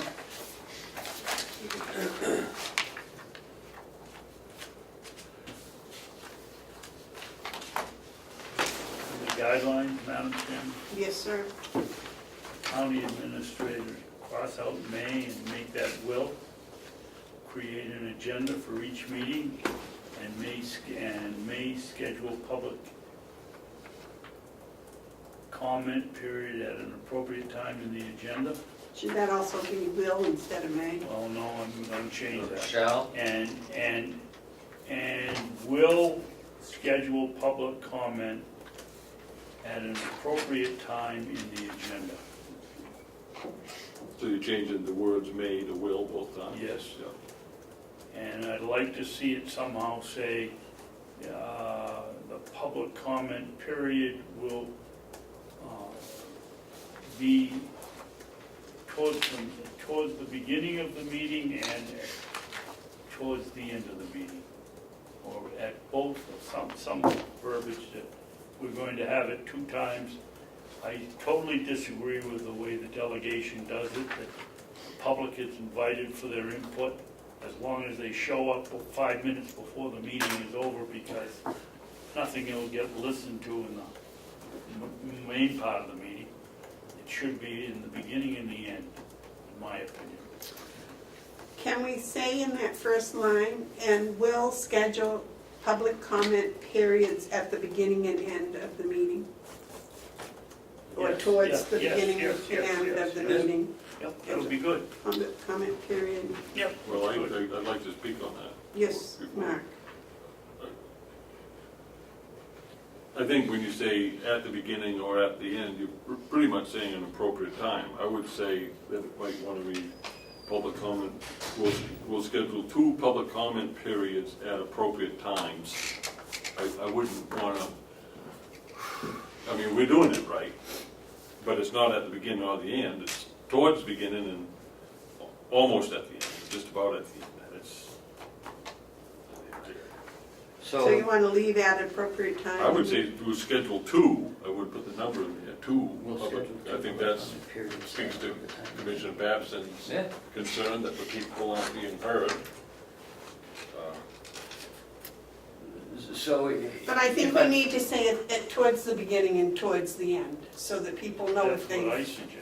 yeah, Or whatever, towards, I think those are the appropriate Appropriate times. times, yeah. If you want to say near the beginning or, you can't say at the beginning, because No. at the beginning is called to order. yeah, towards the beginning and towards the end. Yes. And that way, if they come in a few minutes late and they've missed the first one, they'll know that there's a second one. That way we're sure Damon will get a chance to speak. Yeah. Madam Chairman? Poor David, though, he's gotta wait till the Or end. Sean. Yes. I also think, and I know that certain bodies do this, I know certain bodies don't do it, but I think we should have a space on here for media questions. The media, I mean, public comments, Yes. but I think there's also, I know Damon has had questions that haven't been able to field correctly, but if we had a spot on the agenda for media questions, I don't know if that should be at the beginning or the end, but I think there should be a spot for media questions.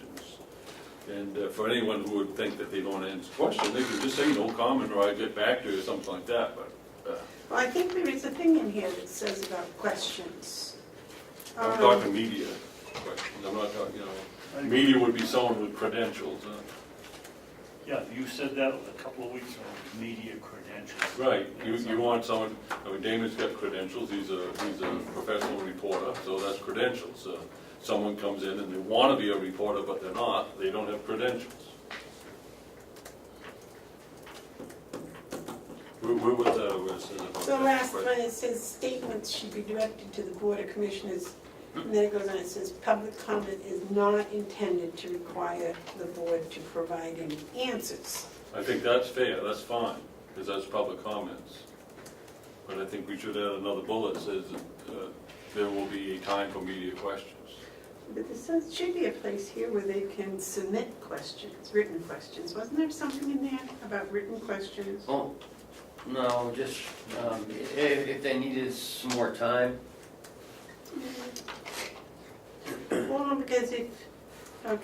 If any speaker requires more than allotted time of 2 minutes, they may submit their request to address the board at a later date by contacting the county administrator's office, or may submit their comment in writing to the Board of County Commissioners through the county administrator.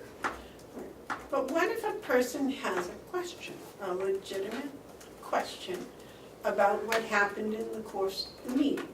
For example, today, what if someone said, they were like, I'm really curious about, Mr. Babson's pumpkin field. And they were making a question and they wanted an answer. Wouldn't that come under public input at the end? Well, yeah, but Mark's then this talking is- about, we've got a An reporter here, answer. let's take this scenario. We've got a reporter here that's intends to write a story. He's sitting here and he comes up with a question that has to go into the story and he doesn't know the answer. He knows more about the subject because he's been here all the time. And he ought to have an opportunity, or they ought to have an opportunity to say, this is for my article and could you answer this question for me? And we do it under media input, or however media information, whatever we want to call it. I agree 100% with both of you on that, but what I'm also, at the same time, I'm bringing up is, what about a non-credentialed person that has a question? Okay, so let's get through one thing at a time, because you're right. But this is about media. Media in our country, in the land of the free and the brave, is the First Amendment, freedom of press, is called the fourth estate. When the media comes in, when they're doing their job correctly, and it's always the same opinions that people have of whether we're doing a job, they're here to inform the greater public. It's not just a question that they might have, it's a question that they believe the public might have. That's separate from what an individual might have, and they should be given that opportunity as well. But I think it's incumbent on us to be transparent, to make sure that when the media comes, that there's a time where they can ask their questions. Damon earlier had questions about the blueberries. Well, there's no real place in the agenda for that to occur. So the first things first, should we have a time for media questions? I believe we should. Then I think we should have a discussion, should we have a time for anyone's questions? And then I think that discussion should take place separate from this one. So if we have the media discussion after the public input at the end of the meeting, Yeah. that way he would hear also the public input, so if he had a question that they brought up, he could get that answered also. How does that sound with you, Mr. Damon? Sounds good, just remember I buy ink by the barrel, or my company does. So, What? we buy ink by the barrel, so you guys might want a chance to respond by our deadline when there's some pressing concern. So I think it's in your interest to help us out. Right. Well, that's what Mark just said. But he Not was so talking- much help us out, but Help help the the public, public right. out to know what's going on. Right, Because hopefully what you write is read, right. although I was reprimanded this morning because I don't read your paper, but, So so I'm not, Nobody's perfect. I'm not informed, but So I have a question of Mr. Spear. As someone who works in the media and has deadline, where's the place on our agenda that best serves you? At the beginning or at the end? Probably if I had to choose, probably the end, but you know, I can't always stay. Sometimes there might be a contentious issue where there's a department head here and there's public concern. It'd be nice to sometimes be able to ask them a question while they're here. Because you know, then I have to, if there is such a thing where department's here, then 2 hours later I get to ask my question, but the department head has the answer, then I gotta go track down the department head. well, and you should do that anyways. But what if you had to leave, if you could leave a written question and we could answer it? All right, I could email Ken, and you'd probably get a little buzz on his phone if I emailed him something. David had his hand first. Dave? Thank you, Madam Chairman. I don't agree with what Damon said about him discussing something with a department head here in the meeting. Right. He can take care of that and call the person up, which he does very nicely now. I think it should be for questions pertaining to an article that he might write or a situation. If we give him the opportunity at the beginning, then he can go home. If we wait till the end, maybe we can entice him to stay and get a little more information about what's going on in the county. But he's got his assignment, so I don't like the idea of writing a question because it may not answer the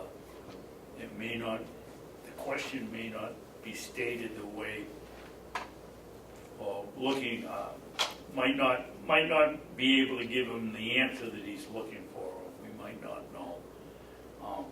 I frankly would like to see a roving media question period, one that he could use up like instant replay, you know, you could, at the middle after purchasing policy review, if he wants to ask a media question, he gets one during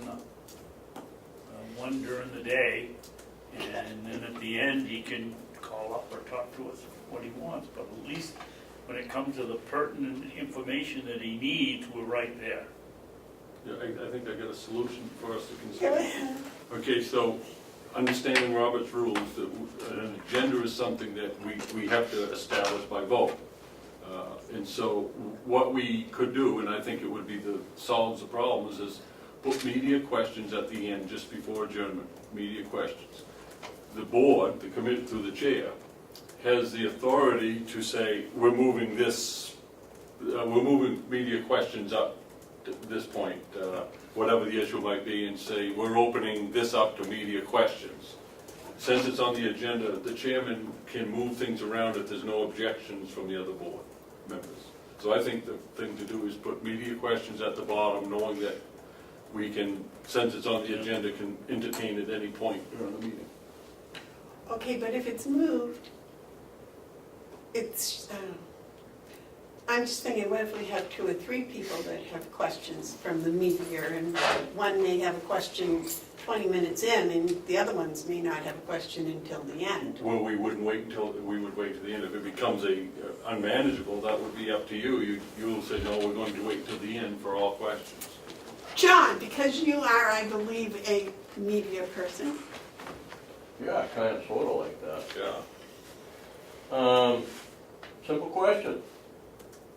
Why has this become a concern? Well, because we don't normally have a question and answer period. I can But answer you that. have public input, so. Not I'm questions. sorry, Mr. Babson was talking in my ear, I didn't hear what he said. But you still have your public input. I mean, it could be a broad spectrum public input, as you've done. But they would like specific answers to specific questions to be given. I can answer John's question from my Well, point of view, because I brought it up. That's kind of controlling the outcome in a lot of ways. Excuse me, Madam Chairman. Let John finish, are you done? I yield. Okay. Thank you.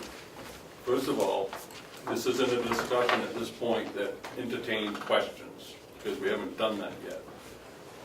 You asked a question, and I'll answer it, because I'm the one that brought up the thing about media questions.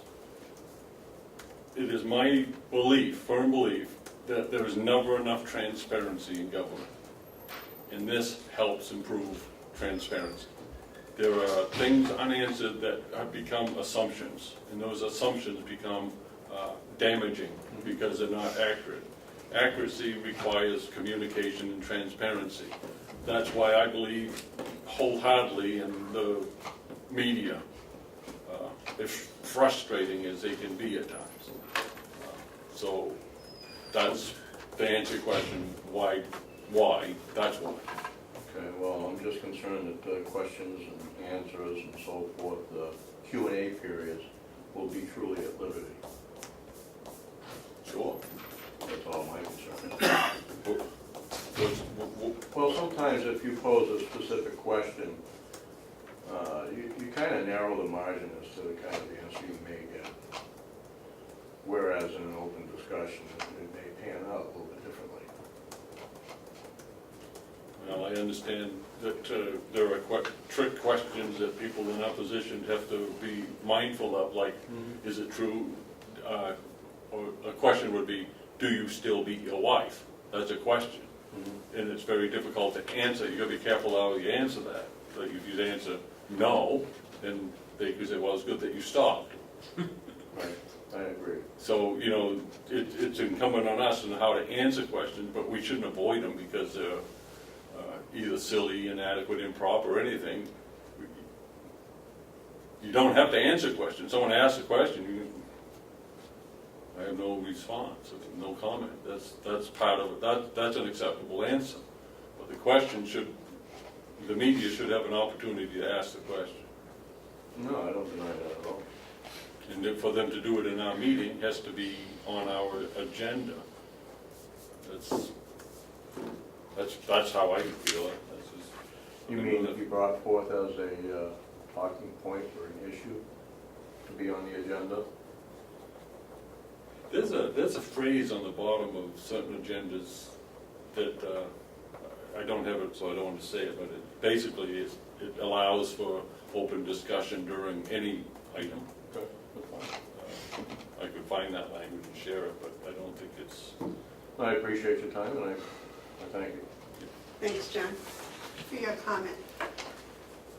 All right, Damon, short, please. All right, one thing that's getting word in today's world is who's a reporter and who's not. People have their own blogs and social media, and I just see, I think John would agree that there's value in a little bit of back and forth with the public, and some answers you can probably pull off the top of your head, and some you can't. I don't know. I appreciate any back and forth that we can have, and it's helpful for my end to have answers, and I know sometimes you can give them and sometimes you can't. I think it's helpful for the public. You might learn something along the way. So I do appreciate that you were trying to be accommodating for media and not let meetings go out of order. But I think in today's world, there's a little difference between someone in the public and a reporter at this point. It's just I think the position of the Sun, I don't have this from my bosses, but I think they would want as much transparency and communication with members of the public and members of the media as possible. And I have absolutely no problem with the media reporting the facts. But we don't always know the facts. We have to ask you, and we have deadlines. My point exactly. Okay, so we have it at the end? Is there a agenda? motion? Did I make a motion? I don't know if I got I don't think No. I did. We haven't gotten to So- this approve and change. So I would make a motion that just prior to adjournment, that we have insert in the agenda media questions, but also to understand that this is from credentialed media. It's not just someone coming in and saying they have a blog and they're gonna write a story. That's not what I'm talking about. I'll make that as a motion. Madam Chairman, may I ask Commissioner Hounsell a question? Certainly. Do we get a second? Well, I wanted to see if you could Okay, so I'll withdraw my motion because it's all, just make it media, credentialed media input / questions, I like that. in case somebody wants to ask a question. Go ahead and make it a second. Just tell her to add / You make it so I don't have to repeat it, and I'll second you. I don't know, I can't remember what Okay, just prior to adjournment, there will be on the agenda a time for media, credential media input input / questions. Second. Okay, is there any further discussion? If not, can we call this reviewed and changed, amended? Updated, is that, what was the word? we No, it used? really isn't updated, it's a Reviewed change. and changed is what we said on the Reviewed other and one. changed, and then you have the date. And then Ken's gonna add the number of catalog. And the change was in the first paragraph, the mays will be changed to wills, and at an appropriate time will be changed to towards the beginning and towards the end of the meeting. And we will then also add to that prior to adjournment, there will be a media question, whatever that phrase was he gave. I had a media portion shall be provided to any credentialed caring member of the media At the end of the, prior to adjournment. prior to adjournment, yep. Okay. So I have a question, Ken. So what that means is you, just before adjournment, you're gonna put media input / questions. Can I put credentialed media Yeah, credential media / questions? questions. I think that's what Yep. Commissioner Babson. Okay. And that should probably be after the public input at the end. Okay. Just prior to adjournment.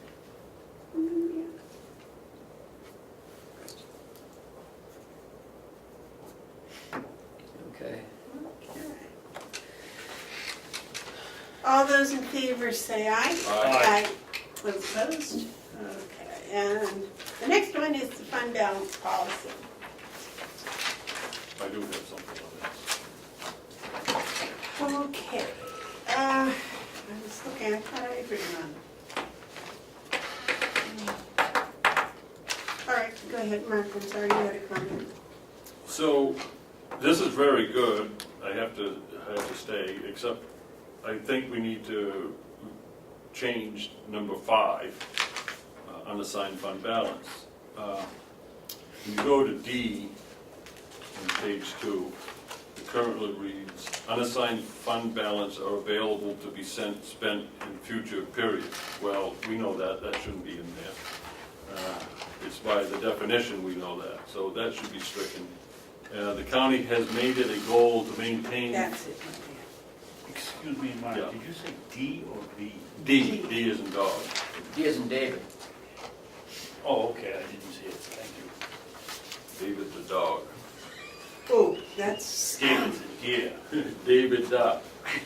All right.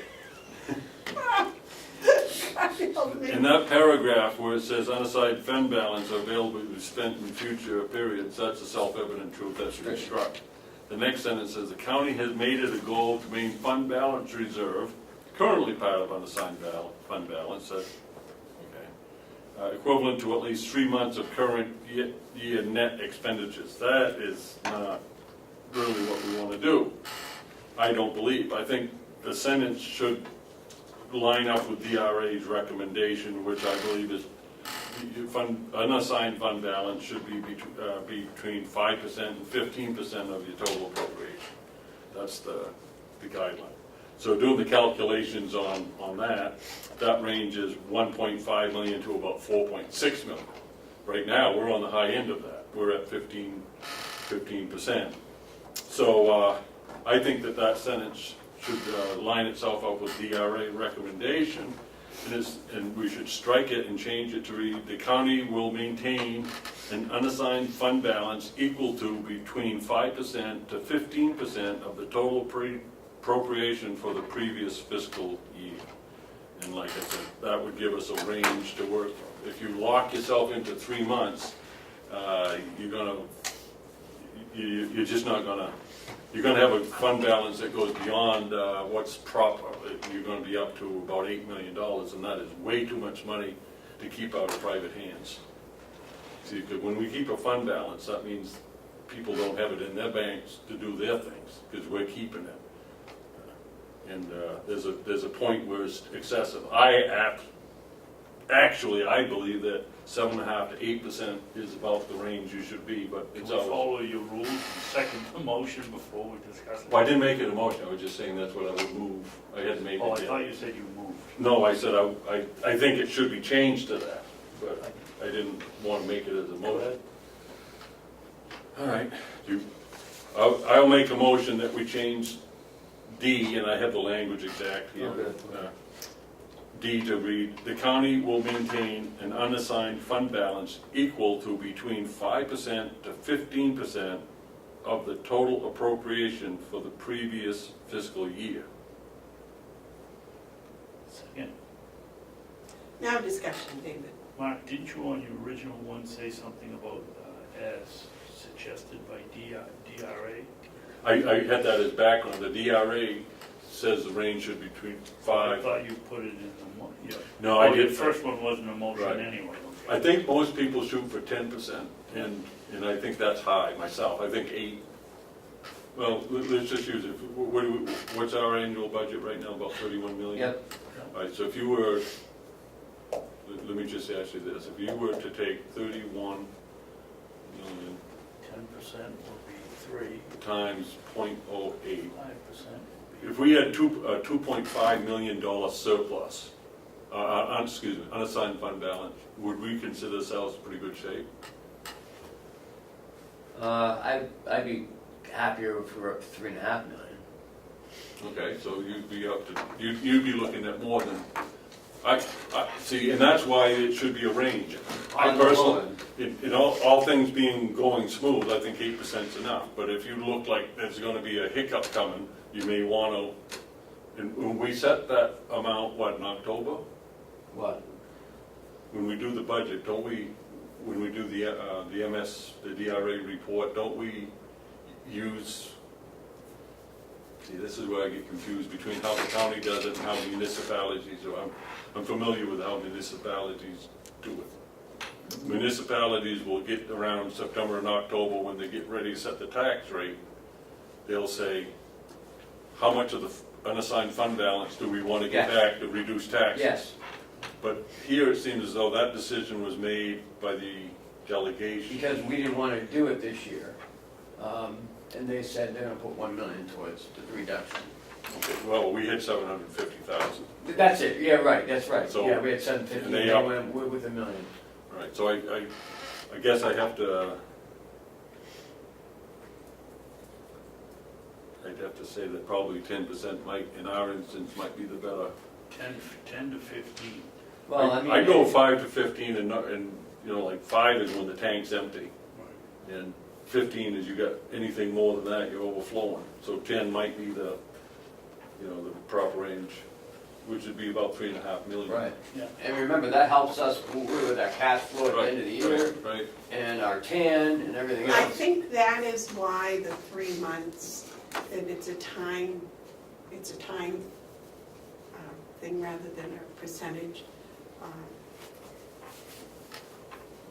I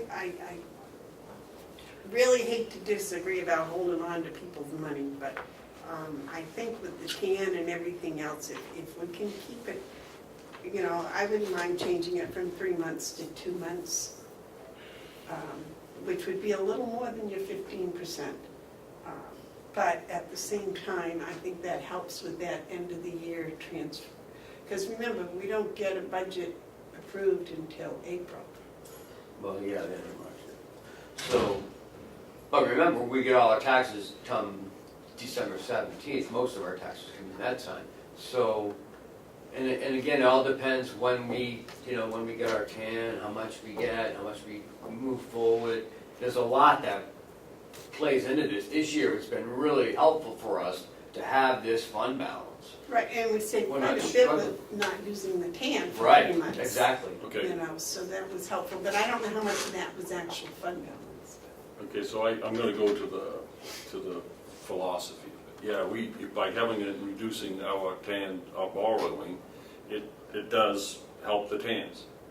But it hurts on the other side, because what we're doing when we have money for that purpose is we're saying to the public, the taxpayer, who might need that money for their purposes, that our purposes supersedes theirs beyond what's reasonable. I think DRA sets that range for between 5 and 15 for a reason, to give flexibility. I don't like planning based on 2 months. Which 2 months? We spend more, 3 months. We spend more money in Yeah. the first quarter than we do in the middle quarters because of snow and all that stuff. So I'm not sure that that is a good way to plan.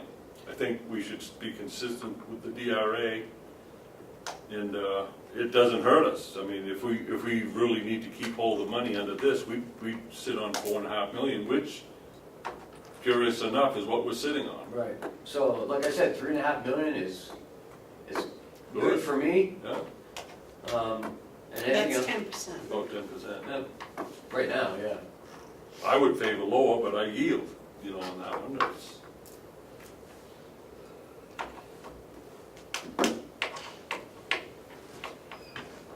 That's what the delegation ended up with, wasn't it, 10%?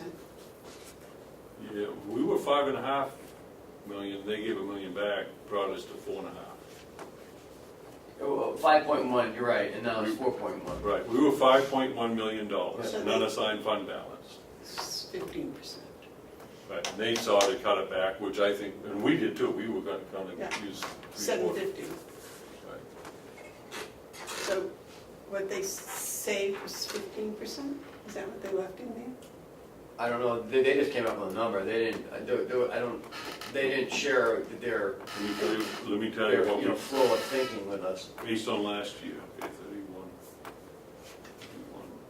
15, I think. 4.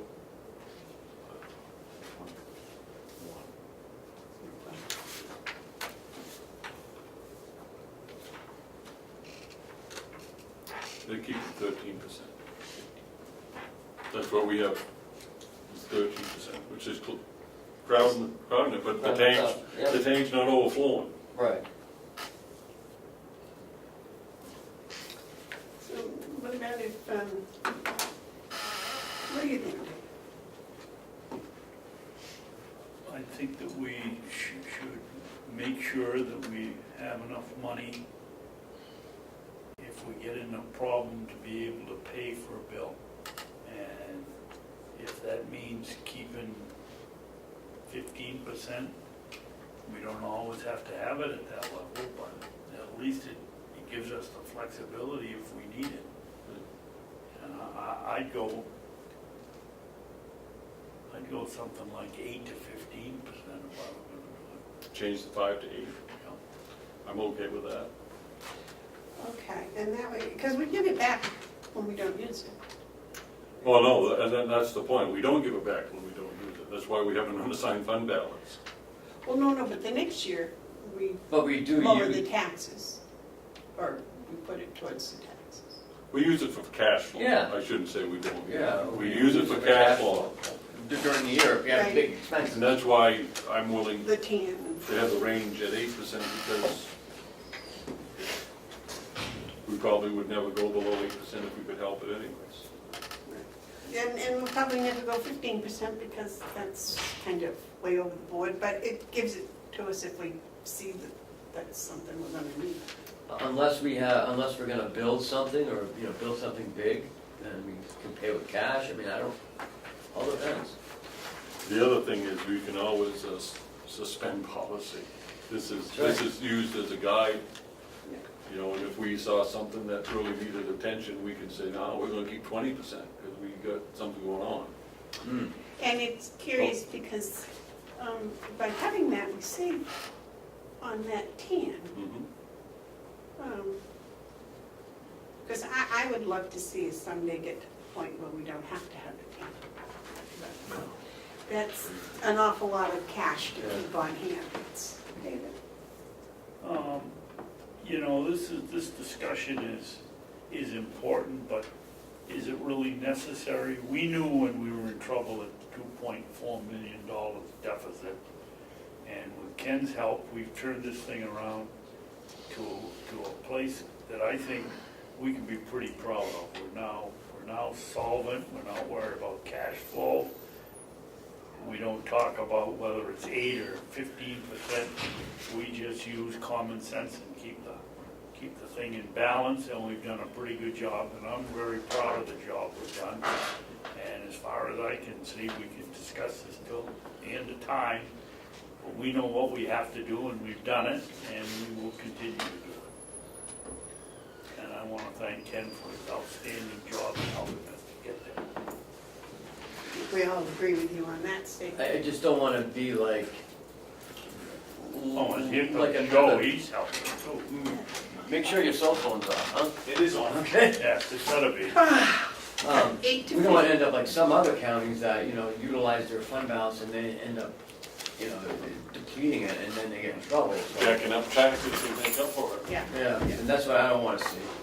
So if we keep that range 8 to 15%, that's a I think pretty it's a big comfortable umbrella. Yeah. Yeah. Okay, is there anything else you gentlemen would like to change about this?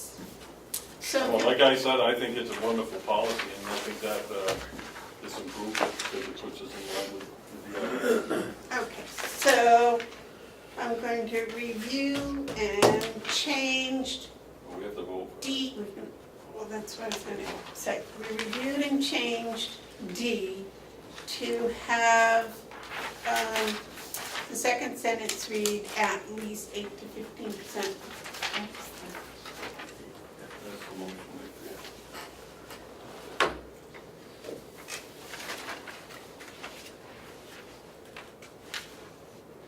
Okay, the county will maintain an unassigned fund balance equal to between 8 to 15% of the total appropriation for the previous fiscal year. So that will be our goal, to maintain that. All right, gentlemen, that is the motion we reviewed and changed. Do I have a second? Second. All those in favor? Aye. Aye. Okay. Hales location checks. And there's a lot this week, so, got a big packet. Yeah, oh yeah. here's the report I just got this morning.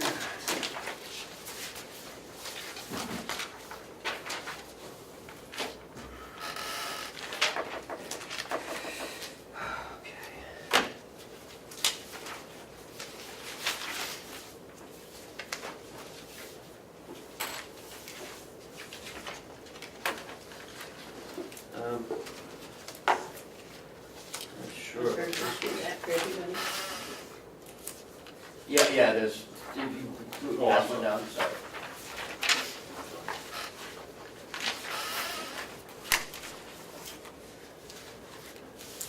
Is this how they fixed your copy machine?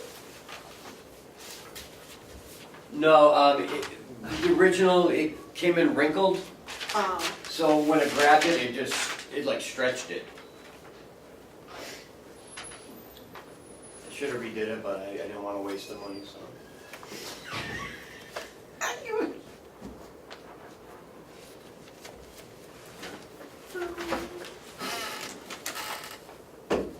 Check.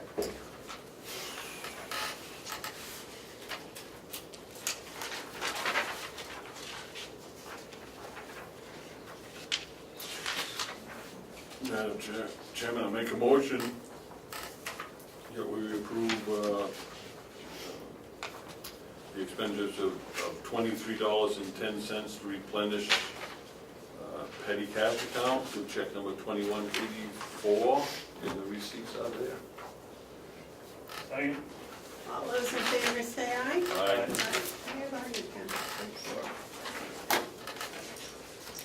Madam Chairman, I make a motion that we pay Kathleen Golden the sum of $1,000 for the month of July, invoice included.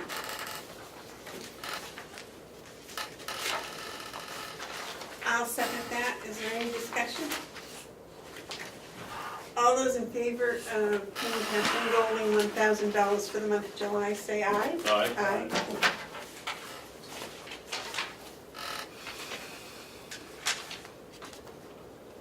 Huh. This is great. This is great. I'm going to give that to the superintendent. This is for the high school, 66, 256 for a time. Oh, man. Good. Yeah, it's the annual financial report.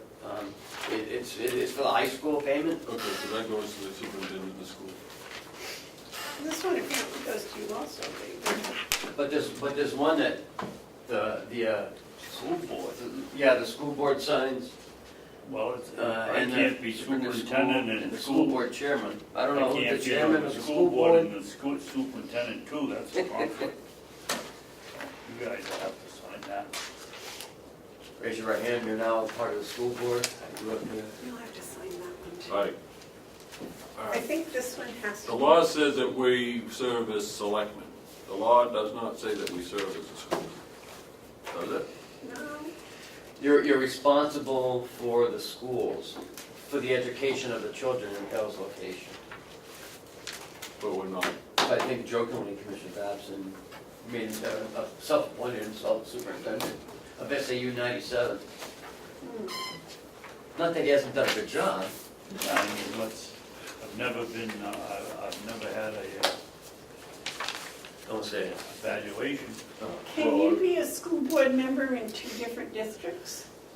I don't know.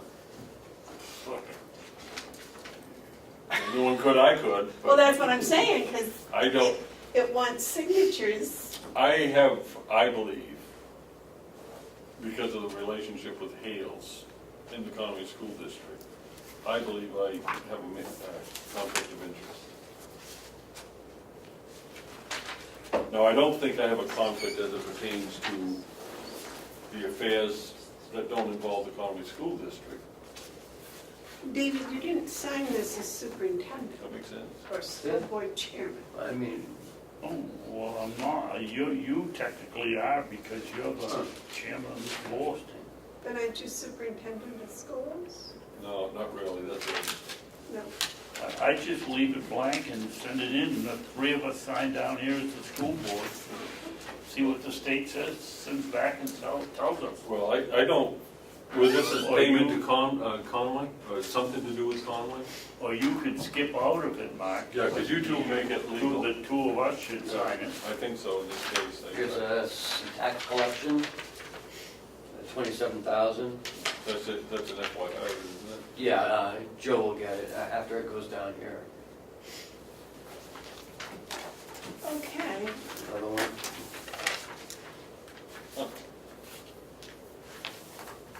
Has anybody gotten an answer yet to why we have all of these phone calls with SAU 97?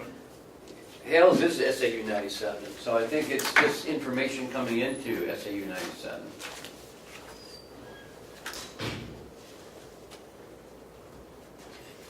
There's another deposit for those building permits you guys did last week. Did they sell I mean, this pieces of is- property? Huh? They sold 2 pieces of property? No, what? She recorded deeds. For like a building permit. Is what I'm guessing. Here's 27 calls and 2 line items, 27 emails, no, 30 emails to SAU 97. Looks like the White Mountain Hotel's paying some of them. 30, 41.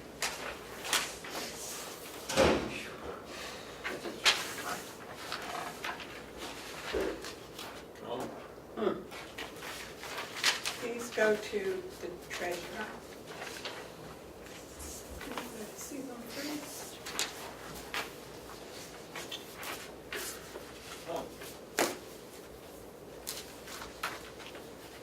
Nice little bundle.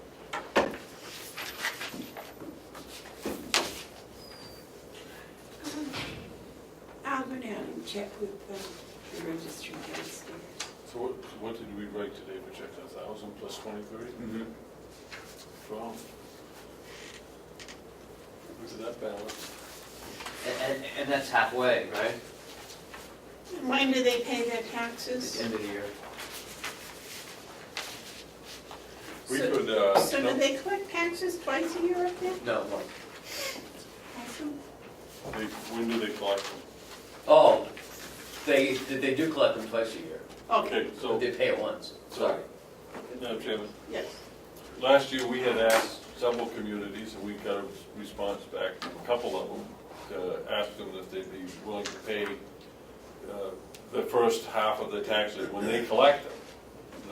And Hales collects twice a year. I think as selectmen, we should authorize the payment of 50% of what's due from Hales location from existing funds. There's $110,000 in that, $116,000 in the bank account right now. I don't know what the tax liability for the year to the county is. Roughly 97,000. So I think it would be prudent to take 45,000 of that, or $40,000 of that, and have that payment to the county be made at this time. Yes. I still know if there is a payment to the school for 66, I don't know when they pay Conway. Is it September or something? I see. I'm I not don't know, sure. I don't know. Because I just saw that bill. Can we look into it, find Yeah. out? I think it is well worth looking into. If they're sitting on money that they're not using and they owe us money, it would be to their benefit and ours to make that payment. I won't go along Can you with give it. that to Joe? Uh-huh. I won't go along with it Well, I want, until there's at least the majority of the towns agree to do the same thing. okay, There's a couple building permits. okay. Well, that means we're not gonna do it.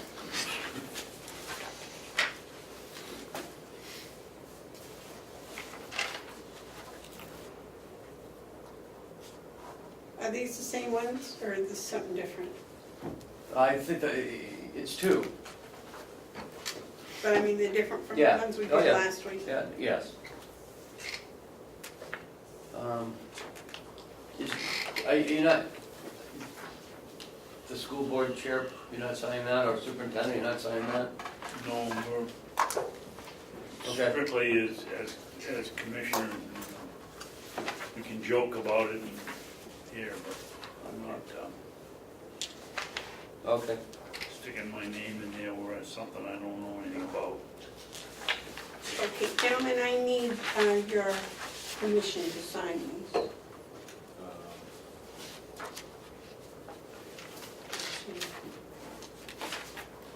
Chairman, I make a motion that the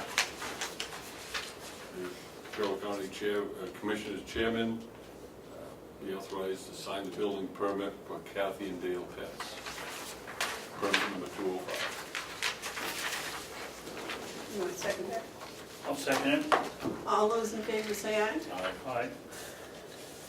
Go ahead and I'll make that. I'll make a motion that the chairman be authorized to sign the building permit for Alamson Development Group, Inc. at 3 Bunker Lane, that's location. Hale. Yeah, excuse me, Hill's location and dated July 7, 2018. You second that? Second. All those in favor say aye. Aye. Aye. Anything else from Hales? No.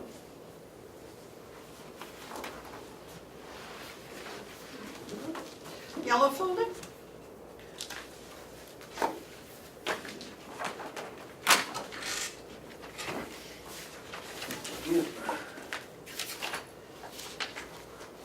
This is a reimbursement for Howard Chandler. It was found in a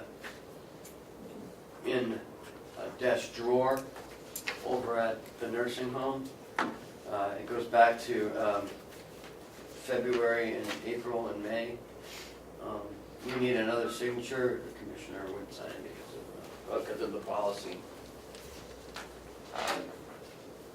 What policy? The travel policy. But that was way before I had given it to anybody. I'll sign it because you explained it, he was going from his house. Oh, okay. I'm sorry. That's the only reason I held out. Oh, okay. I'm glad to sign it. Is that from his house here? No, there was no, he was going to Howie. Yeah, he's going to Concord, but from his house, there's no point in him coming here. Get the car, right? And get the car and then turn around and go back to Concord. But they also predate the policy, implementation of the policy.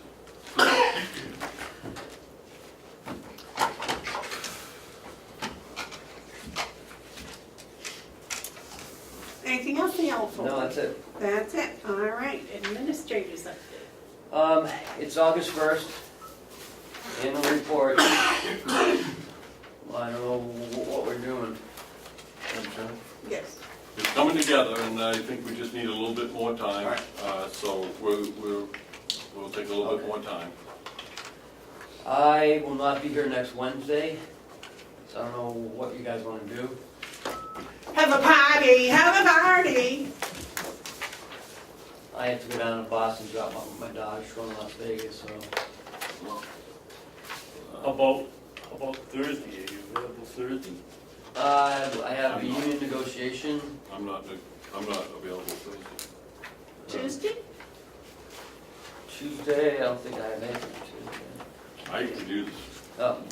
We don't have the show can't be here Tuesday, so we don't have Bills on Tuesday. I have to do the bills on Tuesday.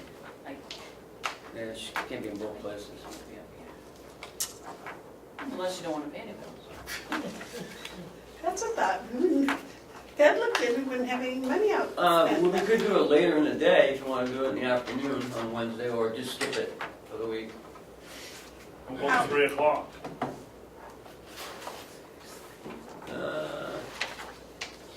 It's up to you guys. Okay, but if we have it at 3 o'clock, can we put a limit of 2 hours on Well, it? the office closed at 4, so If we say it's open. it's true. Madam Chairman, Yes. I would like us to take the week off instead of trying to jam a perfunctory meeting in. I like that word now. I'd like to suggest that we can hold off doing anything for 2 weeks. I don't know of anything pressing on us. When is the next delegation meeting? September. September, I keep, when we were in Concord, they said September now. The commission said August. Right, yes, they did. You got thoughts, Steve? Well, I know that it appears that we don't do anything sometimes, but we always end up with a pretty healthy agenda when we have these meetings, so I don't know, I feel that I'm getting paid a year's salary to work, and I'll come in here anyway, so.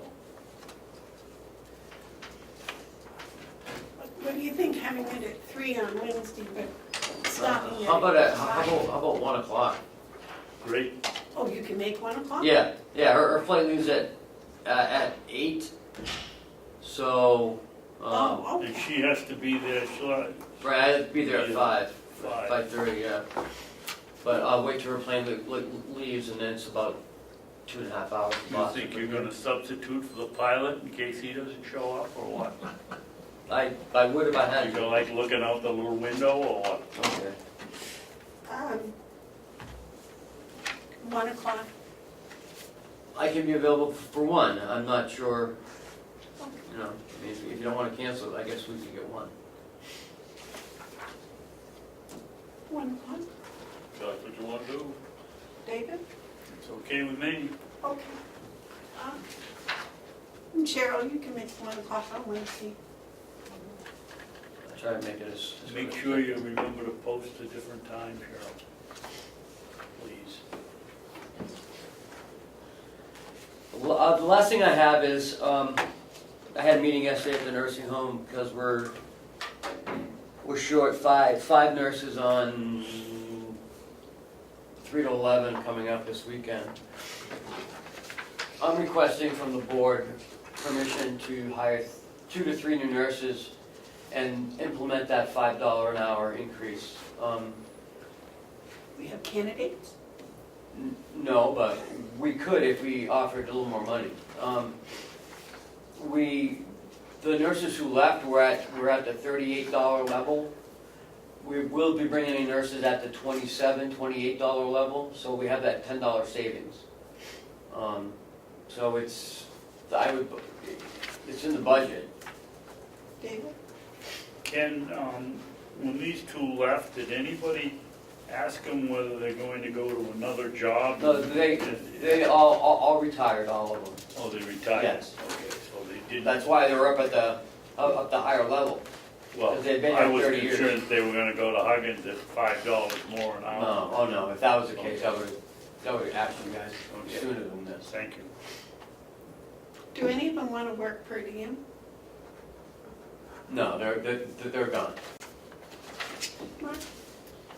Earlier, we have had this discussion, we did vote to do $5 an hour increase for non-union nurses. And we wanted to wait for the delegation to consider appropriation, but now we have it in the budget, so we don't need the delegation to do what we want to do, which is to give the $5 raise. Doesn't our vote stand? Well, the vote actually said contingent upon Delegation. the delegation allowing us to use Right. pro share. I think we need to modify that position. It's in light of a lot of different things, but most important, we need those nurses, and we need to empower Ken and Howie to address the crisis. So I would make a motion that we immediately approve a $5 an hour increase for non-union nurses. And that would, oh, sorry. That's new hiring. Yes. New hiring. New hire, yeah. Second. Any discussion? This will not affect nurses over there, they're already over that threshold, the ones that are RNs that are working, so we won't have to adjust anybody's pay.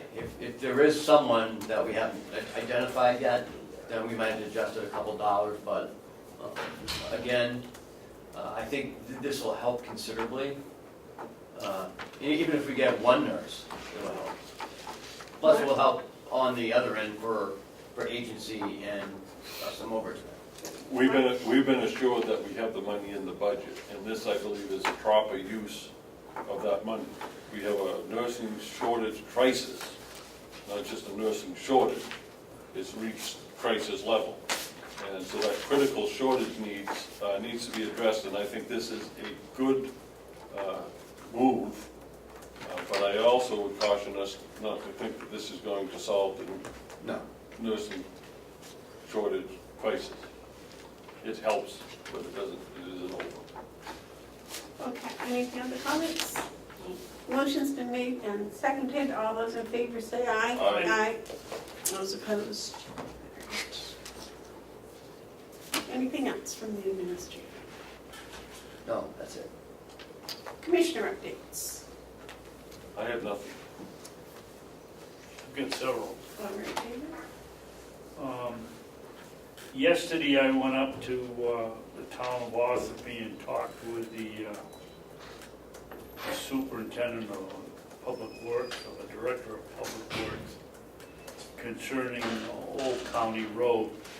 I don't suspect either one of you use it, so you don't know. I do regularly. Okay, well, then you know the person in the White House is now driving his property stakes into the middle of the ditch. And as you come around the corner, there's literally no room for two cars. So I asked him to research it, find out if there's a right of way and see if he can't straighten it out. He said the town is having problems with a person that owns that house and claiming that the town is taking away some of their land. I don't care what the situation is, but I don't want to head-on accident on that corner because we don't have enough room to go up that road. So he's going to look into that. Ken didn't mention it, but we received our first complaint about, I wish Representative Cordelli was still here. We received our first complaint about the looks of this place. As I've always said, it's your first impression is your lasting impression. If you drive in here and you see the weeds at 2 feet high and no clipping and done somewhere along the line, it's going to catch up with you. So this is the first one. The last one is we've had some problem with the Coke machine. It takes some money, but it doesn't take others. I finally ran into the young man that runs the Coke concession, and I asked him what he could do about the Coke machines. He said he'd called Coke many times, and it's their machines, so he can't do anything on it. And I said, well, okay, how about if we call Coke and tell them, never mind sending the technician, bring your two-wheel cart and get them out of here. And I said, I don't want to penalize you because you've done a good job here and over at the nursing home. I said, what could you do for us? He said, well, I could put in a Pepsi machine. I didn't want to consult with my friend Cheryl because she and I feel the same way. But that's the out, and I told him I'd get back to him. So what do you guys want to do?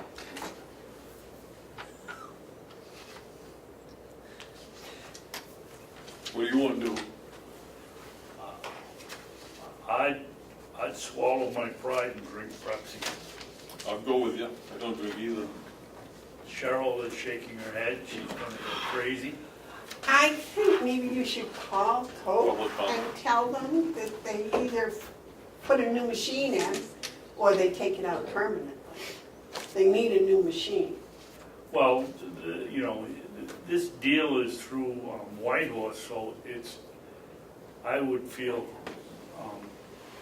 strange going around him. I will call him and ask him if he minds if I call him. Oh, White House, you mean? You know, what? Yeah, I'd like to clarify that, it's not White Horse. You mean Donald Trump? Oh, goodness, okay, I take it we have a small Cheryl did it. public input at this time. Well, what do you want me to do, It's not Madam public Chairman? input. Oh, I wanted to let you know that I talked with Jason, he came in the office, Jason Whitehouse. no. And he said if we have one more issue with the machine not taking money, to give him a call and he'll make Coke come in and replace it. So he will do that for us, so he said. Okay. Okay, And that's so I fine. just wanted to give you that information, because after he talked to you, he came in the office to talk to me as well. Do we have his number? Because no one has. Yes, I did. Okay. I told him I want a number from him that we can get a hold of him within 24 hours, and we want an answer back, or he will be out here. We don't do business that way. May I suggest we wait a week or two and see how the machine behaves? Sure. But I think replacing it sounds like a very good idea. I would think the Coke would send a technician over here, would be the simple way, rather than hauling the machine around. When it starts making change and you put $1 and it gives you $2 back, I'm not gonna complain. I just have to note that the lion of Carroll County government has come through again. We had television problems, we've had telephone problems, we've had all kinds of problems, and now we have the soda machine problems, and Commissioner Babson, to his credit, and I mean this, takes the time to correct these nuisances. And, you know, if you're satisfied with that, Commissioner, I'm all good. Let's be specific here. We're talking about liquid Coke. Can I Oh, ask a question? please do, please. How the pumpkins come? I see that they're really big. Are there any pumpkins? And there's pumpkins, there's gourds, Huh. And there's I no know. bugs eating the leaves. weeds, there's some weeds, and I'm learning all about hardening off gourds, and we got to, if we're gonna have the residents at the nursing home have a carving contest, I would suggest we find a special on dull knives. And we don't want them cutting themselves. Oh, Yeah, They you have, get plastic ones. Yeah. they have pumpkin Carving, carving knives. nice. Okay. Yeah, That are safety. but they are coming in. Oh, good. Well, they think that kind of, they should wear cut gloves. I mean, I think the biggest opponent we're gonna have is the big fat woodchuck that's roaming around inside the wind tunnel and the pumpkin patch. It is a big woodchuck. And family. Well, I haven't seen the family yet, but We handle everything here at Carroll County. Woodchucks, Coke machines, geese, geese. The geese are doing an excellent job in their garden. I haven't seen any bugs in there. really. I can see the result of a meeting in the garden all over the road, which, that is a problem we should address. Residents out, I don't know whether we have a small hand-powered brush or that we could sweep that. We have a powered broom now, or we will. Didn't we put in the budget for this year? I thought The we did. sidewalk out Yeah. the road for snow and dirt. Yeah, why not use that? that would pick up used guano. I think it pushes it off to the side. I do too, I mean, the residents are out there Slipping. and, well, they're not, but the people that are pushing them have to walk through it. So, Wheels can, but we're working, I think the simple solution would be increase the home season. then you'll have weeds in your garden, you'll have bugs in your garden. One more thing, on Friday, the Association of Counties meeting at 10 o'clock at Primex. There looks like they're going to be talking about the bylaws of the association. Is that a commissioners meeting? It's executive committee and officers meeting. Does that include us? I can't keep track of all the meetings. Commissioners are invited to all meetings. Okay. Okay, is there anything else?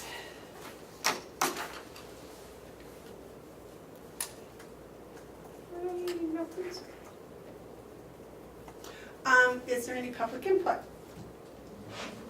Is there any media questions? There are. Okay. And maybe I missed this when it was addressed earlier. The public comment policy, was that at all related to the Conway School Board's sort of clamping down on media questions? It seems like you guys are trying to make sure there is public input, but I was wondering if the topic of that was somehow related to what Conway was doing.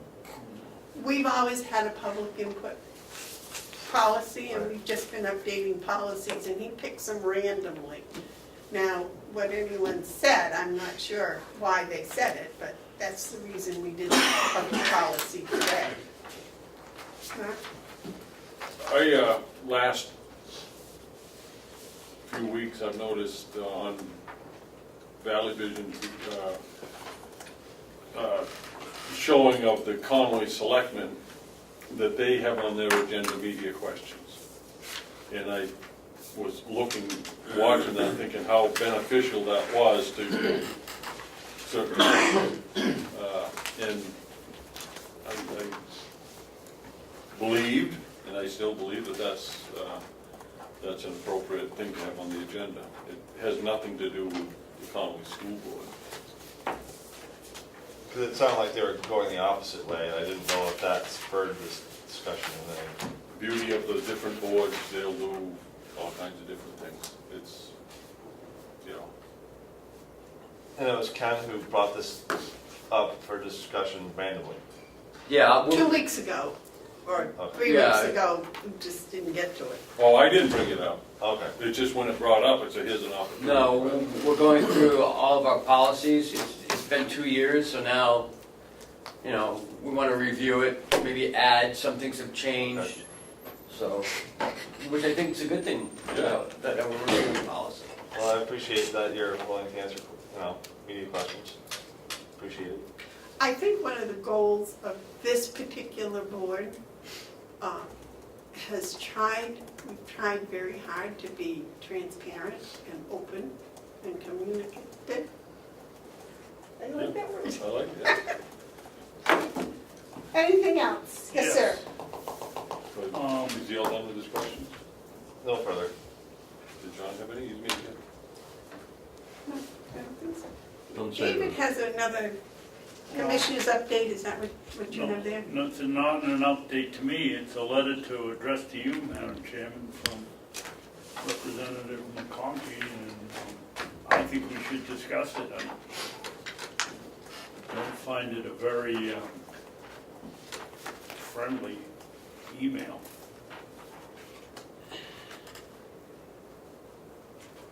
I'm sorry, did you find it what? Not a friendly email. I just got this morning. That may be my fault because I did not read my email. Well, he had asked me that I give it to you prior to the meeting. And I said I would, but it came through my email. Well, why can't we read it and discuss it right here? It's our job. You guys can do whatever you want. I tend to like to read my emails and digest them for 24 hours before I respond to them. But I guess since it's already been shared with you, if you have a comment, I'm certainly not going to stop you. Well, where do we start?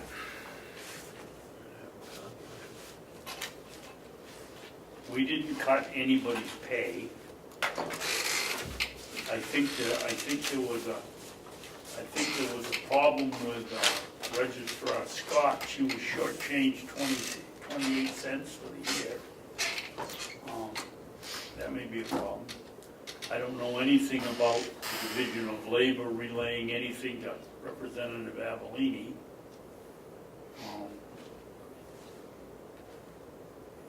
something about, this matter has not been resolved. We spent a whole bunch of time with A plus B equals C, or whatever it was that Commissioner Hounsell came up with, which seemed like a simple solution to me. Then we get down here, I further understand the county attorney has expressed issues with your new travel policy, and the commissioners are unwillingness to pay for that department's travel expenses. When we didn't say we were unwilling to pay for them, we just asked them to follow the policy, which they weren't doing. We discussed that last week, and Commissioner Bevard and Administrator Wobeshaw are going to sit down with the county attorney and discuss that. And then he accuses us as heightened security to the county attorney and the registrar's affair since they spoke with me. I don't know why they're speaking with him. They don't report to him. They report to the voters, and their employees are our responsibility. Finally, we discussed on July the meeting the inadequate of current accounting system to provide the elected officials with real-time expenditures, requiring them to keep their own accounting system without the benefit of salaries expended by their departments. I think I've been attending most of these meetings this year, and I haven't heard anything about that discussion at all, zero. I just brought it up 2 weeks ago. Here? Yeah, to this board. It's $2,600 per person. To do what? He wants everyone to have access to finance software. That's what he's talking about. But I don't know what he's talking about without the benefit of salaries expended by the department. That's what I mean. I remember you saying that in order for them to get access to it, it was going to be $2,600 a person, but other than that, I haven't, nobody's come in, and I've been sitting here and complained that they don't have. Well, no one sits down and even wants to discuss this. They hear it from one side, and that's a problem that bothers me. Since this was addressed to me through you, did he ask you to also share it with the other commissioners? He did not. But I can't just give it to you and not the others. Because he sent it through me. If you would have just sent it to you, then that's one thing. But he can't bypass the board by sending it to me and, oh, just give it to Amanda.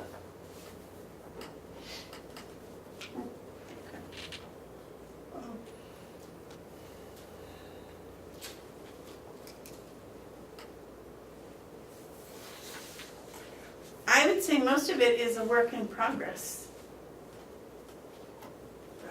I find this letter to be of no value whatsoever and outside of acceptable process. It's full of inaccuracies. It reeks of political intrigue. And, you know, and it's obvious that the author isn't paying attention to what's going on in county government. So I don't, you know, he asked you to respond. Certainly he has reason to ask, not to ask me to respond, so I won't respond. On me. You can respond as you like. It's written to you, and I don't know, how many copies you make of it? 15 cents piece, 45 cents, it's about what it's worth to me. No, it's black and white, so it's only 0.7. Oh, It's 7 times 3, that's what it's worth. So that's not even a penny. It's like 3/4 of a penny. But the real essence of this is where does the delegation's responsibility end when it comes to micromanaging the budget for us? As long as our resistance is strong, it doesn't matter. I mean, that doesn't matter. Yeah, that letter does not matter. Now, he'll hear this and we'll say, oh, it'll matter next time when you do an appropriation. He'll make it matter, I suspect, but I don't much concern myself with that. We're doing a good job. We're reviewing policy. We took a lot of time looking at the discrepancies or the alleged discrepancies in the pay to elected officials, found out there's nothing really that we need to do. It's a matter of communication and confusion. Not moving quick enough to address all the policy is, I guess he doesn't like the order that we're doing policies, but that's as far as I'm going to respond. I don't really care what he has to say.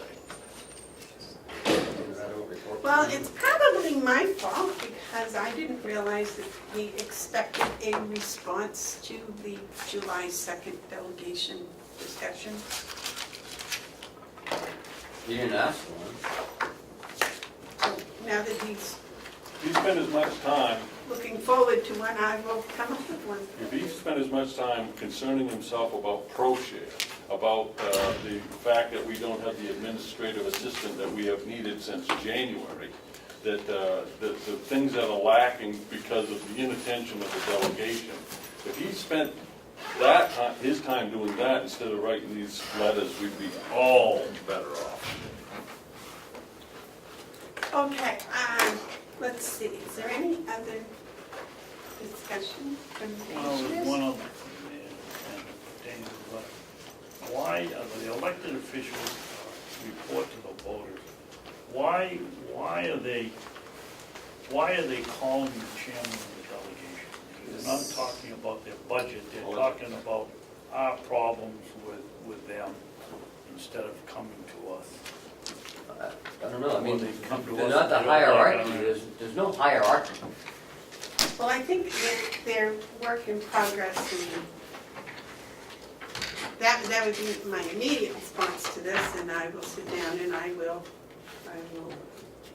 digest it and sleep on it, as I try to do with most correspondence. I would suggest, Madam Chairman, that your response be your response, and please indicate that it's not necessarily the response of the board of commissioners. Well, the response will just be facts as to whatever Either progress has been made on those that, or things. you write the letter and sit down with us and we discuss what's in the letter. I agree with Mark. But if you would in your response, if it's a written response, let it make it clear that it's your response and not as he requested, and not necessarily the response of the formal response from the board. I can do that. Okay, if there's nothing more, we have no non-public. No, but I'm non-meeting though, so. Okay, so we adjourn this meeting and then we have a non-meeting. Right. And John, do you have any public input or media questions? No. All right, thank you. I declare this meeting adjourned if no one objects.